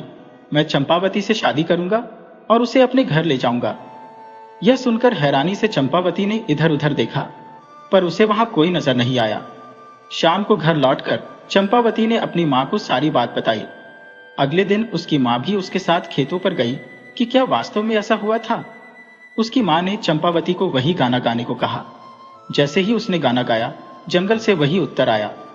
उसकी मां को इतना आश्चर्य हुआ कि उसने चंपावती को फिर से गाना गाने को कहा और फिर वैसा ही जवाब उन्हें मिला। मां और बेटी दोनों घर लौट आई। अलागी ने इस बारे में अपने पति को बताया। तब अगले दिन वह अलागी, चंपावती और कुछ पड़ोसियों के साथ खेत पर गया। जब चंपा से गाने को कहा गया तो उसने वैसा ही किया। फिर से वही जवाब आया। जवाब कौन दे रहा है, यह जानने के लिए वे सब जंगल में गए, पर वहां उन्हें कोई दिखाई नहीं दिया। उसके बाद चंपा के पिता ने जंगल की तरफ देखते हुए कहा, अगर तुम सच में चंपावती से शादी करना चाहते हो तो हमारे सामने आओ। मैं वादा करता हूं कि उसके साथ तुम्हारी शादी कर दूंगा। यह सुनकर एक विशालकाय अजगर बाहर निकला। लोग उसे देख डरकर भागने लगे, पर चंपा के पिता ने उन्हें समझाया कि डरे नहीं, यहीं रुके रहे, तो वे सब वापस आ गए। उसने अजगर को अपने घर आने का निमंत्रण दिया। अलागी और उसकी बेटी दोनों जोर जोर से रोने लगी। अलागी ने अपने पति से विनती की कि वह चंपावती की शादी अजगर से न करे, पर लागी की सलाह पर उसने अजगर से चंपावती की शादी कर दी और अपनी पत्नी, बेटी और दामाद के रहने के लिए एक नए घर की व्यवस्था भी कर दी। लागी यह सोचकर बहुत खुश हुई कि अब रात को अजगर चंपावती को निगल लेगा। अजगर को चंपावती के साथ एक ही कमरे में रखा गया। यह सोचकर कि अब वह उसे निगल लेगा, चंपावती ईश्वर से प्रार्थना करने लगी। अगली सुबह उसकी मां घबराई हुई जब चंपावती के कमरे में गई तो देखा कि उसकी बेटी तो सोने के आभूषणों से सजी हुई है, पर अजगर उसे कहीं दिखाई नहीं दिया। जब मां ने बेटी को जगाया तो स्वयं को सोने के आभूषणों से सजी देख उसकी खुशी का ठिकाना न रहा। यह सोचकर कि अब तक तो अजगर चंपा को निगल गया होगा, जब पिता अपनी बड़ी पत्नी के साथ वहां आया तो उसे सोने के आभूषणों से चमचमाते देख हैरान रह गया। यह देखकर लालची लागी को बहुत ईर्ष्या हुई और उसने अपने पति से जिद की कि वह उसकी बेटी के लिए भी अजगर को लेकर आए। तब वह बहुत सारे आदमियों को लेकर घने जंगल में अजगर को ढूंढने निकल गया। उन्हें एक अजगर मिला तो वह उसे घर ले आया। लागी ने भी अपनी बेटी की शादी उससे कर दी। चंपावती की तरह उसकी बेटी को भी अजगर के साथ सोने के लिए भेज दिया गया। लागी पूरी रात यह सोचकर खुश होती रही कि अब उसकी बेटी भी सोने के आभूषणों से लग जाएगी। सोने के बजाय वह पूरी रात उनके कमरे के बाहर ही बैठी रही, लेकिन अजगर ने तो पैरों की तरफ से उसकी बेटी को निगलना शुरू कर दिया। बेटी ने कमरे के अंदर से अपनी माँ से कहा, माँ, मेरे पाँव में गुदगुदी हो रही है। माँ ने बाहर से जवाब दिया, मेरी बच्ची, मेरा दामाद तुम्हें पाजेबों से सजा रहा है। धीरे धीरे अजगर उसकी कमर तक पहुंच गया। तब बेटी बोली, माँ, मेरी कमर में गुदगुदी हो रही है। माँ बोली, मेरी बच्ची, मेरा दामाद तुम्हें कमरबंद पहना रहा है। उसके बाद अजगर उसकी छाती तक पहुंच गया तो बेटी बोली, माँ, मेरी छाती में गुदगुदी हो रही है। माँ ने जवाब दिया, मेरी बच्ची, मेरा दामाद तुम्हें शॉल पहना रहा है। जब अजगर उसकी गर्दन तक पहुंचा तो वह बोली, माँ, मेरी गर्दन में गुदगुदी हो रही है। माँ बोली, मेरी बच्ची, मेरा दामाद तुम्हें मोतियों की लड़ियों से सजा रहा है। जब अजगर उसके सिर तक पहुंचा तो बेटी की आवाज आनी बंद हो गई। माँ ने सोचा कि आभूषण पाकर मेरी बेटी खुश हो गई है और सो गई है। यह सोचकर वह भी खुशी खुशी सोने चली गई। सुबह वह दौड़ी दौड़ी अपनी बेटी के पास आई, पर उसे वह कहीं दिखाई नहीं दी। अजगर बड़े आराम से वहां लेटा आराम कर रहा था। अलगी की बेटी को निगलने के बाद उसका पेट फूला हुआ था। यह देख उसे एहसास हुआ कि क्या हुआ है और वह दहाड़े मारकर रोने लगी। उसके रोने की आवाज सुन पति दौड़ा दौड़ा आया और पूछा कि क्या हुआ। जब उसे सच का पता चला तो वह सिर पकड़कर वही जमीन पर बैठ गया। अलागी और चंपावती भी रो रही थी। सारे गांव वालों ने पति पत्नी का बहुत मजाक उड़ाया और उनके लालच पर उन्हें धिक्कारा। सब लोगों ने मिलकर बेटी के शव को अजगर के पेट से बाहर निकाला और उसका दाह संस्कार कर दिया। उसके बाद तो लागी और उसके पति को अलागी और चंपावती से इतनी नफरत हो गई कि वे दोनों उनसे पीछा छुड़ाने का तरीका सोचने लगे। एक दिन वे अपने हथियारों के साथ उन्हें जबरन घसीटते हुए जंगल में ले गए। उन्हें बेहोश कर वे उन्हें मारने ही वाले थे कि तभी एक अजगर वहां आया और उसने उन दोनों दुष्टों को निगल लिया। अजगर ने बेहोश मां बेटी को उठाया और जंगल में ले गया। अगले दिन जब वे उठी तो रोने लगी। एक अनजान जगह पर उन्हें डर लग रहा था। अजगर उन्हें दिलासा देते हुए बोला, तुम दोनों को चिंता करने की जरूरत नहीं है, मैं तुम्हें यहां लाया हूं। फिर उसने रात की घटना उन्हें बताई। सच जानकर दोनों ने कृतज्ञता प्रकट की। उसके बाद से तीनों खुशी से जंगल में ही रहने लगे। कुछ दिनों बाद अलागी अचानक बीमार पड़ गई और उसकी मृत्यु हो गई। चंपावती अकेली रह गई। एक दिन जब अजगर बाहर गया हुआ था तब एक बूढ़ी स्त्री वहां आई। चंपावती ने लंबे समय से किसी मनुष्य को नहीं देखा था। उसने बहुत सम्मान के साथ उस स्त्री का स्वागत सत्कार किया। तब उस स्त्री ने उसकी सेवा से खुश होकर बताया, जो अजगर तुम्हारा पति है वह असल में एक देवता है। वह हर रात तुम सो गई हो या नहीं यह देखने के लिए तुम्हें चुटकी काटता है और फिर अपने अजगर का चोला उतारकर स्वर्ग में चला जाता है। वहां कुछ समय वह अन्य देवताओं के साथ व्यतीत करता है। अगर तुम अपने पति को देवता के रूप में देखना चाहती हो तो रात को सोने का नाटक करना, पर सोना मत। जब वह अपना चोला उतार स्वर्ग जाए तो तुम उसके चोले को आग में जला देना। जैसे ही तुम उसका चोला जलाओगी उसे अपने बदन में जलन का एहसास होगा। तब तुम तुरंत पंखा कर देना और उसे आराम करने देना। जल्दी ही उसे नींद आ जाएगी। सुबह तुम उसे माला पहनाकर उसका अभिवादन करना। तुम्हारा पति ही है जो अजगर के रूप में तुम्हारे सामने आता है। यह बात सुन चंपावती की खुशी का ठिकाना न रहा। उसने उसे घड़ा भरकर सोना और चांदी दिया। उसने वैसा ही किया जैसा कि बूढ़ी स्त्री ने बताया था और उसके बाद वे कई महीनों तक सुखमय जीवन बिताते रहे। एक दिन जब उसका पति घर में नहीं था तब वही बूढ़ी स्त्री फिर आई। चंपावती ने उसका स्वागत करने के बाद उसके आने का कारण पूछा। वह चालाकी से बोली, मैं तो तुम्हारी भलाई के लिए ही यहाँ आई हूँ। कल दोपहर तुम अपने पति से एक ही थाली में अपने साथ खाना खाने को कहना। जब तुम दोनों एक साथ खाना खाओगे तो वह तुम्हारे आकर्षण में इतना बंध जाएगा कि फिर कभी एक भी पल के लिए तुमसे अलग नहीं होगा। जब तुम खाना खा लो तो उससे कहना कि तुमने उसके मुंह के अंदर बहुत सारी कामों को देखा है। तब तुम उससे पूरा मुंह खोलने के लिए कहना ताकि पूरी दुनिया को तुम देख सको। वह तुमसे नाराज होगा और कहेगा कि तुम उसे या पूरी दुनिया में से किसी एक को चुन लो, पर तुम कहना कि तुम दुनिया को देखना चाहती हो। वह अपना मुंह खोलकर तुम्हें पूरी दुनिया दिखा देगा और फिर एक नदी में चला जाएगा। वह तुमसे कहेगा कि वह तुमसे अब 6 महीने बाद मिलेगा, पर उसकी बातों में मत आना। तुम नदी के तट पर बैठी रहना। कुछ क्षण बाद तुम उसे वापस आते देखोगी। यह सुन चंपावती ने पहले की ही तरह उस स्त्री को सोना चांदी देकर विदा किया। अपनी धूर्तता पर प्रसन्न होते हुए वह बूढ़ी स्त्री वहां से चली गई। अगले दिन चंपावती अपने पति के साथ एक ही थाली में खाना खाने बैठी। उसके पति ने कहा, तुम आज कुछ अजीब व्यवहार कर रही हो, तुम्हारे इरादे मुझे ठीक नहीं लग रहे हैं। खाना खाने के बाद उसने अपने पति से पूरी दुनिया दिखाने को कहा तो वह बोला, फिर तुम मुझे कभी नहीं देख पाओगी। पर वह तो अपनी जिद पर अड़ी थी। तब हारकर पति नदी के पास गया और उससे पूछा, दुनिया देखने के लिए क्या तुम मुझे भी छोड़ने को तैयार हो? वह बोली, मुझे दोनों चाहिए, दुनिया भी देखनी है और आप भी चाहिए। उसके पति ने अपना मुंह खोलकर उसे दुनिया दिखाई और उसे सोने की अंगूठी देते हुए बोला, जिस बूढ़ी स्त्री के कहने पर तुम यह सब कर रही हो वह मेरी माँ की नौकरानी है। मेरी माँ एक नरभक्षी है। उसने मेरे लिए जिस लड़की को चुना था उससे शादी न कर मैंने तुमसे की। वह तुम्हें मुझसे अलग करना चाहती है ताकि वह तुम्हें खा सके। अपने षड्यंत्र में कामयाब होने के लिए उस बूढ़ी स्त्री ने तुम्हें धोखा दिया है। उन्हें लगता कि अगर मेरी माँ तुम्हें खा जाएगी तो मैं उनकी चुनी हुई लड़की से विवाह कर लूंगा।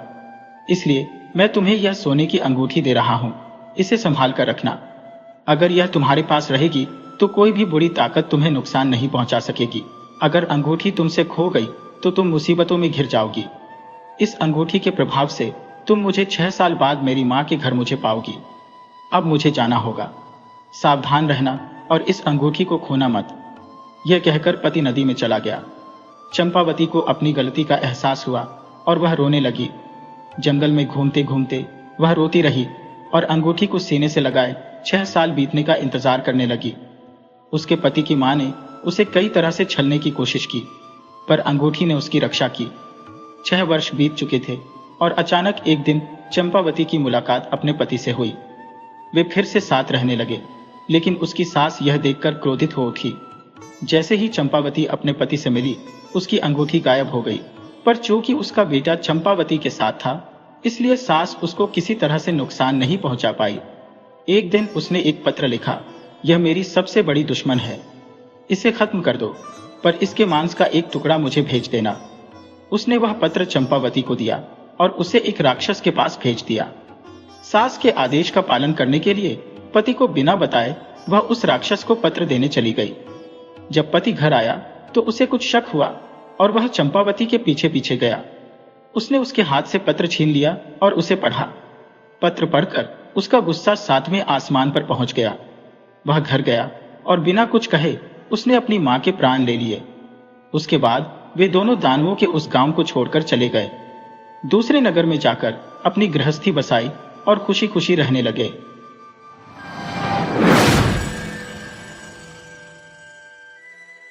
बहुत समय पहले भारत में सुभा दत्त नामक एक लकड़हारा अपने परिवार के साथ रहते थे, जो सभी एक साथ बहुत खुश थे।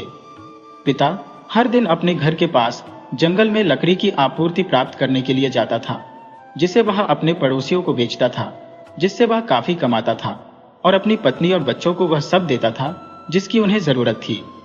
कभी कभी वह अपने 3 लड़कों को अपने साथ ले जाता था और फिर एक विशेष उपचार के रूप में उसकी 2 छोटी लड़कियों को साथ साथ घूमने की अनुमति दी गई थी। लड़कों को खुद के लिए लकड़ी काटने की अनुमति देने की लालसा थी और उनके पिता ने उन्हें बताया कि जैसे ही वे बूढ़े हो जाएंगे वह उनमें से प्रत्येक को अपनी खुद की कुल्हाड़ी देगा। सुभा दत्ता के साथ लंबे समय तक सब ठीक रहा। लड़कों में से प्रत्येक की अपनी छोटी कुल्हाड़ी थी और प्रत्येक लड़कियों के पास टहनियां काटने के लिए कैंची की एक छोटी जोड़ी थी।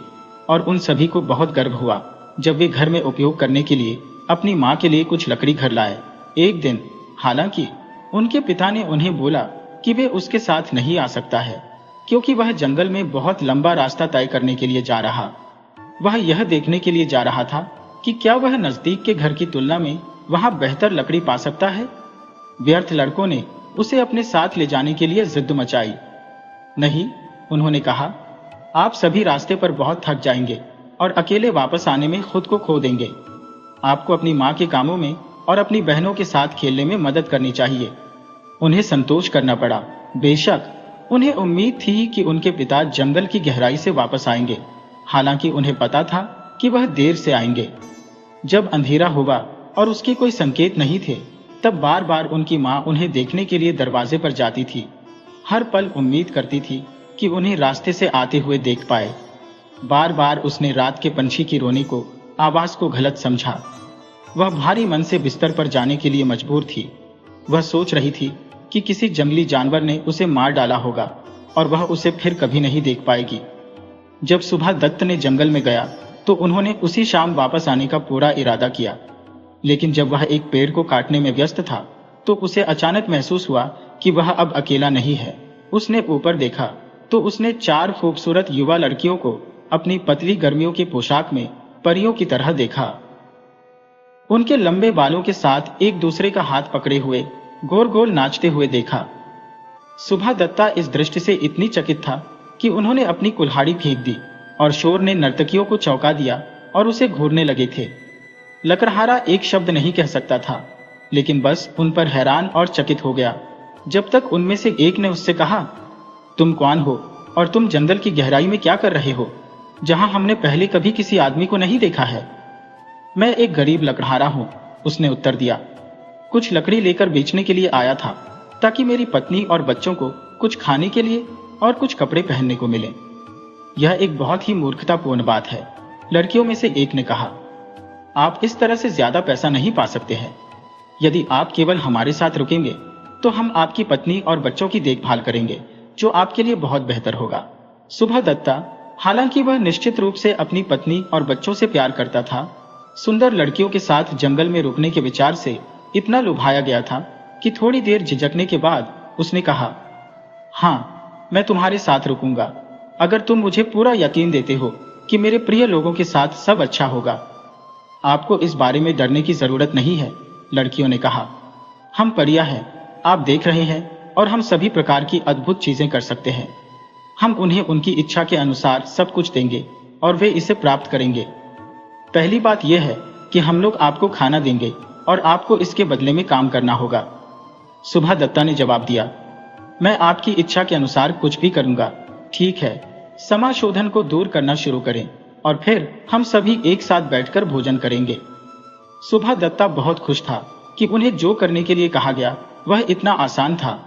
वह एक पेड़ से एक शाखा काटकर शुरू हुआ और इसके साथ वह भोजन कक्ष में जो कुछ था उसे देखने गया। फिर उसने रसोई में दाल चावल ढूंढे, लेकिन वह एक पेड़ की छांव में खड़े एक बड़े बड़े घड़े के अलावा कुछ भी नहीं देख पाया, जिसकी शाखाएं समाशोधन की ओर थी। तो उन्होंने परियों में से एक से कहा, क्या तुम मुझे दिखाओगे कि भोजन कहाँ है और वास्तव में तुम लोग रसोई को कहाँ स्थापित करना चाहोगे? इन सवालों पर सभी परियां हंसने लगी और उनकी हंसी की आवाज कई घंटियों की थाप की तरह थी। बेचारा सुबह दत्त, जो बहुत थका हुआ और भूखा था, वह दुखी रहने लगा और वह सीधे घर जाने का कामना करने लगा।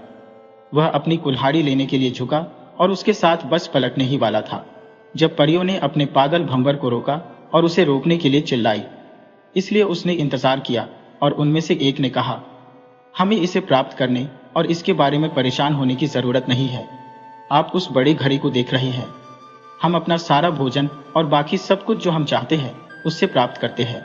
हमें बस इच्छा होती है कि हम अपना हाथ अंदर डालें और हमें वह भोजन मिलेगा जो हम पहले करना चाहते हैं, और फिर हम आपको बताएंगे कि हम क्या चाहते हैं। जिसे सुनकर सुबह दत्ता को शायद ही अपने कानों पर यकीन हो। नीचे उसने अपनी कुल्हाड़ी फेंक दी और घड़े में हाथ डालने के लिए जल्दबाजी की।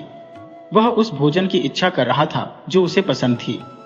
उन्हें करी चावल और दूध, दाल, फल और सब्जियां बहुत पसंद थी और बहुत जल्द ही उसके पास जमीन पर भोजन फैला हुआ था। अगले कुछ दिन एक सपने की तरह बीत गए और सबसे पहले सुबह दत्ता ने सोचा कि वह अपने जीवन में कभी इतनी खुश नहीं था। परियों ने अक्सर उसे अकेला छोड़कर एक साथ चले जाया करते थे और वे केवल उस वक्त आते जब उन्हें घड़ी से कुछ चाहिए होता था। लकड़हारे को हर तरह की चीजें मिली जो वह खुद के लिए चाहता था, लेकिन वर्तमान में वह चाहता था कि उसकी पत्नी और बच्चे उसके साथ बढ़िया भोजन करें। वह उन्हें बहुत याद करने लगा और वह अपने काम से भी चूक गया। कभी कभी उसे लगता था कि जब परियां दूर होंगी तो वह जंगल से निकल जाएगा। लेकिन जब उसने घड़ी को देखा तो वह उसे छोड़ने के बारे में नहीं सोच सका। जल्द ही सुबह दत्ता अपने बीवी और बच्चों के बारे में सोचने के बाद अच्छी तरह से सो नहीं पाता था। मान लीजिए कि जब उसके पास खाने के लिए बहुत कुछ हुआ करता है तब वे भूखे सोते होंगे। यह भी उसके दिमाग में आया कि वह परियों को चुरा सकता है और परियों को अपने साथ घर ले जा सकता है, लेकिन उसने ऐसा करने की पूरी हिम्मत नहीं की थी। यहाँ तक कि जब सुंदर लड़कियों की दृष्टि पड़ेगी और उन्हें जब यह महसूस होगा तो वे भयानक तरीके से दंडित करने में सक्षम होंगे।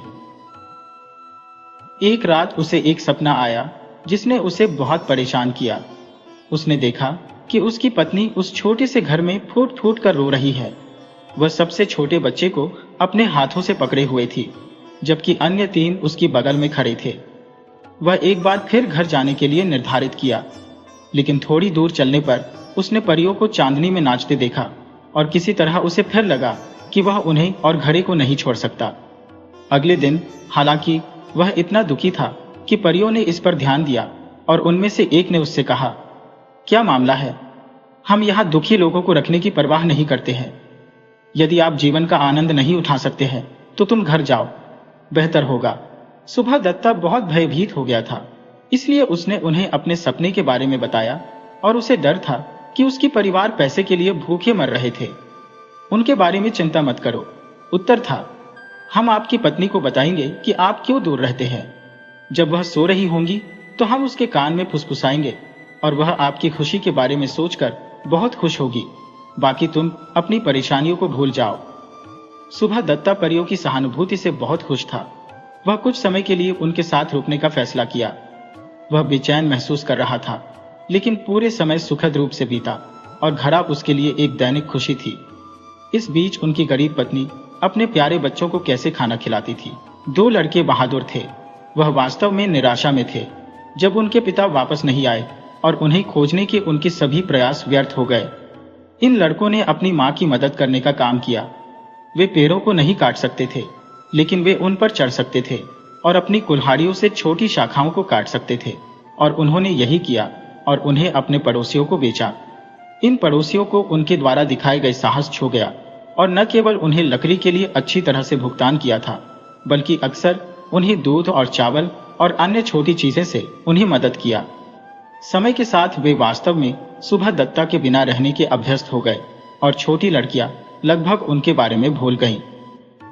जंगल की गहराई में सुबह दत्ता का 1 महीना परियों का इंतजार करते हुए शांति से बीता और हर दिन वह अधिक स्वार्थी होते हुए खुद का आनंद लेने पर आमादा हो गया।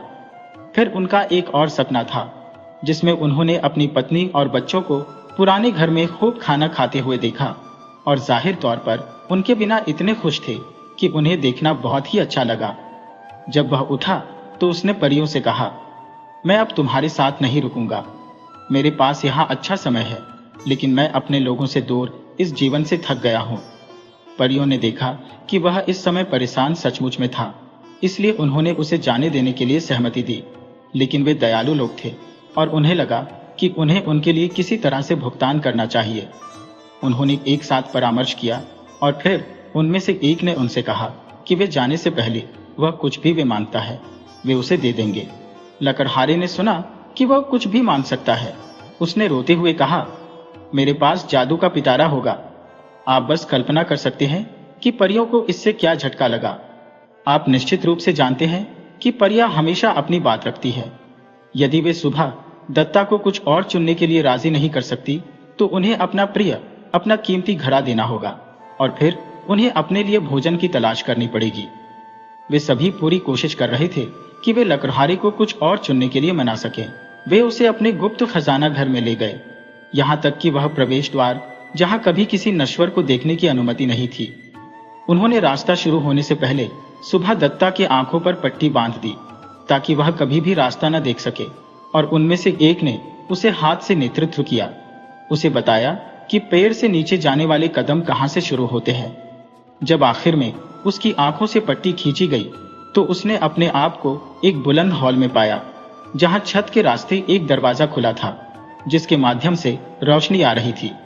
फर्श पर ढेर सोने और चांदी के पैसे के बहुत सारे पत्थर थे और दीवारों पर सुंदर वस्त्र लटके हुए थे। सुभा दत्ता देखकर काफी चकित था, लेकिन वह केवल एक अज्ञानी लकड़हारा था और उसे गहने और कपड़े के मूल्य का एहसास नहीं था। इसलिए जब परियों ने उससे कहा, तुम यहाँ कुछ भी चुनो और हमें अपना घड़ा रखने दो, उसने अपना सिर हिलाया और कहा, नहीं नहीं नहीं, मेरे पास घड़ा होगा। एक के बाद एक परी ने माणिक और हीरे और अन्य कीमती पत्थरों को उठाया और उन्हें प्रकाश में रखा कि लकड़हारे देख सकें कि वे कितने प्यारे थे। नहीं, घड़ा घड़ा, उसने कहा और आखिर में उन्हें इसे छोड़ना पड़ा। उन्होंने उसकी आंखों को फिर से बांधा और उसे वापस समाशोधन और घड़ी के पास ले गए। यहां तक कि जब वे सभी फिर से समाशोधन में थे तो परियों ने अपने घड़ी को रखने की उम्मीद नहीं छोड़ी। इस बार उन्होंने अन्य कारण बताए कि क्यों घड़ा सुभा दत्ता के पास नहीं होना चाहिए। यह बहुत आसानी से टूट जाएगा और फिर यह आपके या किसी और के लिए अच्छा नहीं होगा। लेकिन अगर आप कुछ पैसे लेते हो तो आप अपनी पसंद से कुछ भी खरीद सकते हैं। यदि आप गहने लेते हैं तो आप उन्हें बेचकर बहुत सारे पैसे जमा कर सकते हैं। नहीं नहीं नहीं, लकड़हारा रोया, घड़ा घड़ा, मेरे पास घड़ा होगा। फिर घड़े को बहुत अच्छी तरह से ले लो, उन्होंने दुखी होकर जवाब दिया, और हमें अपना चेहरा फिर कभी नहीं दिखाना। इसलिए सुभा दत्ता ने बहुत सावधानी से घड़ी को ले लिया, ऐसा ना हो कि वह उसे गिरा दे और घर जाने से पहले उसे तोड़ दे। उसने यह बिल्कुल नहीं सोचा कि इसे परियों से दूर ले कितना क्रूर है और उन्हें भूखा छोड़कर अपने लिए भोजन मांगना। परियों ने उसे तब तक देखा जब तक कि वह दृष्टि से बाहर नहीं हो गया और फिर वे रोने लगी। उनमें से एक ने कहा, वह ऐसा सोचने के लिए बहुत स्वार्थी था। दूसरे ने कहा, आओ हम सब उसके बारे में भूल जाएं और कुछ फल की तलाश करें। इसलिए वे सभी रोना धोना छोड़कर चले गए। परियों को खाने के लिए बहुत कुछ नहीं चाहिए, वे फल और ओस पर रह सकते हैं और उन्होंने कभी भी उन्हें लंबे समय तक उदास नहीं रहने दिया। वे अब इस कहानी से बाहर निकलते हैं, लेकिन आपको उनके बारे में दुखी होने की जरूरत नहीं है और आप बहुत आश्वस्त हो सकते हैं कि उन्हें घड़ी को लेने देने में उनकी उदारता से सुभा दत्ता को कोई वास्तविक नुकसान नहीं पहुंचा। आप बस अंदाजा लगा सकते हैं कि सुभा दत्ता की पत्नी और बच्चों के लिए यह क्या आश्चर्य की बात थी जब उन्होंने उन्हें अपने घर की ओर जाने वाले रास्ते पर अपने पिताजी को आते देखा। वह अपने साथ घड़ा नहीं लाया, बल्कि अपनी कुटिया के पास लकड़ी के एक खोखले पेड़ में छिपा दिया था, क्योंकि उन्हें यह जानने का कोई मतलब नहीं था कि घड़ा उसके पास है। उसने अपनी पत्नी से कहा कि वह जंगल में अपना रास्ता खो चुका था और उसे डर था कि वह अपने बच्चों को फिर कभी नहीं देखेगा, लेकिन उसने परियों के बारे में कुछ नहीं कहा।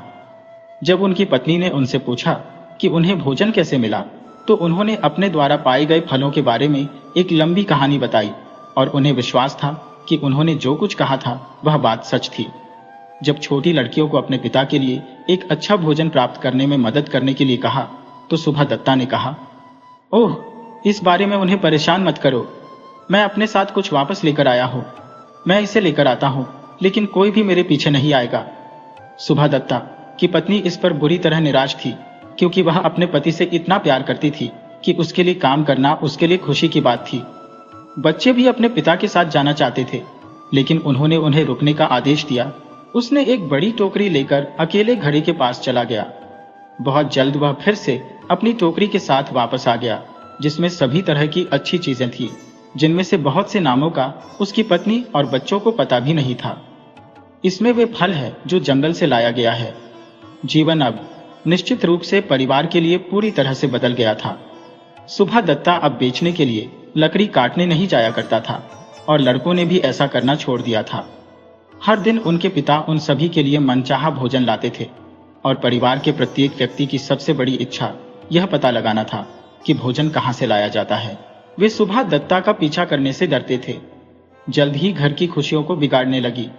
जिन बच्चों के पास अब एक दूसरे से झगड़ा करने के लिए कुछ नहीं था, उनकी मां दुखी हो गई और आखिर में सुभा दत्ता यह बताने का फैसला किया, क्योंकि जब तक वह उसे यह नहीं बताएगा कि खाना कहां से आया, उसकी पत्नी उससे दूर चली जाती और अपनी छोटी लड़कियों को अपने साथ ले जाती। लेकिन जल्द ही फिर से सब कुछ बदलने के लिए कुछ हुआ। बेशक पड़ोसियों, जिन्होंने लड़कों से ईंधन खरीदा था और उन्हें फल और चावल देकर उनकी मदद की, उनके पिता की वापसी के बारे में सुने और उनके बहुत से अद्भुत बदलाव देखे। अब पूरे परिवार के पास हर दिन खाने के लिए बहुत कुछ था। हालांकि परिवार में से कोई भी नहीं जानता था कि यह सब कहां से आया है। सुबह दत्ता को यह दिखाने का बहुत शौक था कि वह क्या खाता है और कभी कभी अपने पुराने दोस्तों को अपने साथ भोजन करने के लिए बुलाया करता है। जब वे पहुंचे तो उन्हें जमीन पर फैली सभी प्रकार की अच्छी चीजें और सुंदर बोतलों में विभिन्न प्रकार की मदिराएं मिली। यह कुछ महीनों के लिए चला। वह सभी के लिए जोरदार खाना लता रहा था और यह संभावना थी कि उनके रहस्य की खोज कभी नहीं होगी। हर कोई इसे पता लगाने की कोशिश करता था और जब वह जंगल में निकलता था तो कई लोग चुपके से उसका पीछा करते थे, लेकिन वह उन्हें चकमा देने में बहुत चतुर था और रात में अपने खजाने को एक नए स्थान पर लगातार छिपा रहा था। यदि वह केवल अपने घड़े से भोजन प्राप्त करने और शुद्ध पानी पीने से संतुष्ट होता तो संभवतः उसके साथ सब ठीक हो जाता, लेकिन वह ऐसा नहीं कर सका। जब उसके पास उसका घड़ा नहीं था तो उसने कभी भी पानी के अलावा कुछ भी नहीं पिया था, लेकिन अब वह अक्सर बहुत अधिक शराब लेता था। यह वह था जिसने अपने प्रिय घड़े को खोने का दुर्भाग्य पैदा किया। वह अपनी चतुराई का दावा करने लगा और अपने दोस्तों को बता रहा था कि ऐसा कुछ नहीं है जो वे चाहते हैं और वह उसके लिए न मिले। एक दिन उसने उन्हें एक बहुत ही शानदार दावत दी जिसमें कई दुर्लभ प्रकार के भोजन थे जो उन्होंने मांगे थे और उन्होंने बहुत अधिक शराब पी ली थी, इतना कि उन्हें पता नहीं था कि वे क्या कह रहे थे। यही वह मौका था जो उसके मेहमान चाहते थे। उन्होंने उसे चिढ़ाना शुरू कर दिया, यह बताते हुए कि उन्हें विश्वास है कि वह वास्तव में एक दुष्ट लुटेरा है जिसने धन चुरा लिया था। वह क्रोधित हो गया और अंत में उन सभी को अपने साथ आने के लिए कहा और वह उन्हें दिखाया कि वह कोई डाकू नहीं था। जब उसकी पत्नी ने यह सुना तो वह यह सोचकर आधी खुश हो गई कि अब आखिर में यह रहस्य सामने आ जाएगा कि भोजन कहां से आ रहा था, और आधा डरी थी कि कुछ भयानक होगा। बच्चे भी बहुत उत्साहित थे और पार्टी के बाकी सदस्यों के साथ चले गए जिन्होंने अपने पिता का अनुसरण किया। जब वे सभी उस जगह के पास पहुंच गए, हालांकि कुछ विचार सुबह दत्ता के सिर में आने लगे कि वह बहुत ही मूर्खतापूर्ण काम कर रहा है। वह अचानक रुक गया। उसके पीछे चल रही भीड़ को कहा कि अब एक कदम भी आगे नहीं बढ़ेगा जब तक वह झोपड़ी में से वापस नहीं आता। उसकी पत्नी ने उससे विनती की और कही कि कम से कम अपने साथ हमें जाने दो, और लेकिन वह माना नहीं और सभी को वापस जाना पड़ा। वह अपनी पुष्टि के लिए सभी को देखता रहा जब तक वे उसकी दृष्टि से दूर नहीं हो गए। जब लकड़हारे को पूरा यकीन हुआ कि हर कोई जा चुका है और कोई भी यह नहीं देख सकता है कि उसने घड़ी को कहां छिपाया है, वह घड़ी को उस छेद से बाहर निकला और उसे सावधानी से अपने घर ले गया। आप कल्पना कर सकते हैं कि जब वह सभी के दृष्टि में आया तो हर कोई उससे मिलने के लिए कैसे निकले होंगे, और भीड़ ने उसे गोलकर घेर लिया जिससे घड़े को जमीन पर फेंकने और टूटने का खतरा था। सुबह दत्ता हालांकि किसी भी दुर्घटना के बिना झोपड़ी में जाने में कामयाब रहा और फिर वह घड़े से चीजों को बाहर निकालने और उन्हें जमीन पर फेंकते हुए चिल्लाने लगा, क्या मैं एक डाकू हूं? क्या मैं डाकू हूं? मुझे किसने लुटेरा बोला? फिर अधिक से अधिक उत्तेजित होकर उसने घड़ा उठाया और उसे अपने कंधे पर पकड़कर बेतहाशा नाचने लगा। उसकी पत्नी ने उसे बुलाया, ओह ध्यान रखना, ध्यान रखना, आप इसे छोड़ देंगे।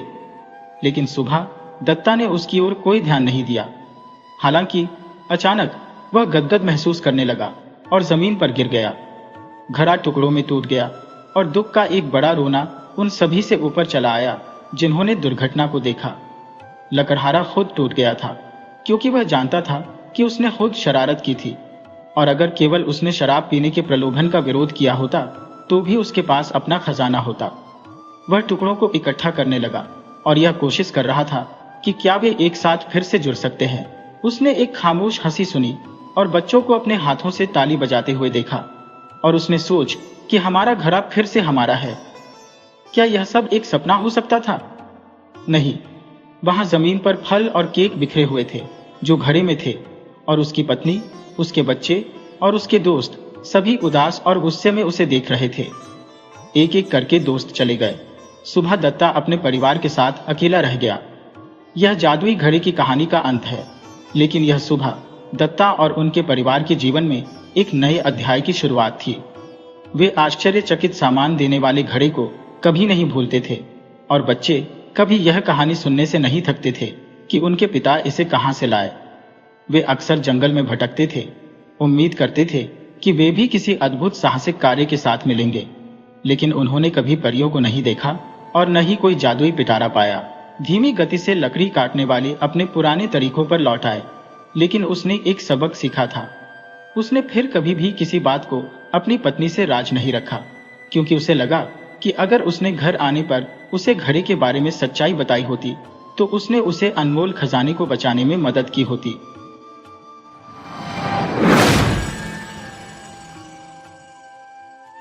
वीडियो अच्छी लगे हो तो इसे लाइक करें और ऐसे ही मज़ेदार कहानियों के लिए चैनल को सब्सक्राइब करें और बेल आइकन दबाएं। ज़्यादा से ज़्यादा अपने दोस्तों को शेयर करें। धन्यवाद।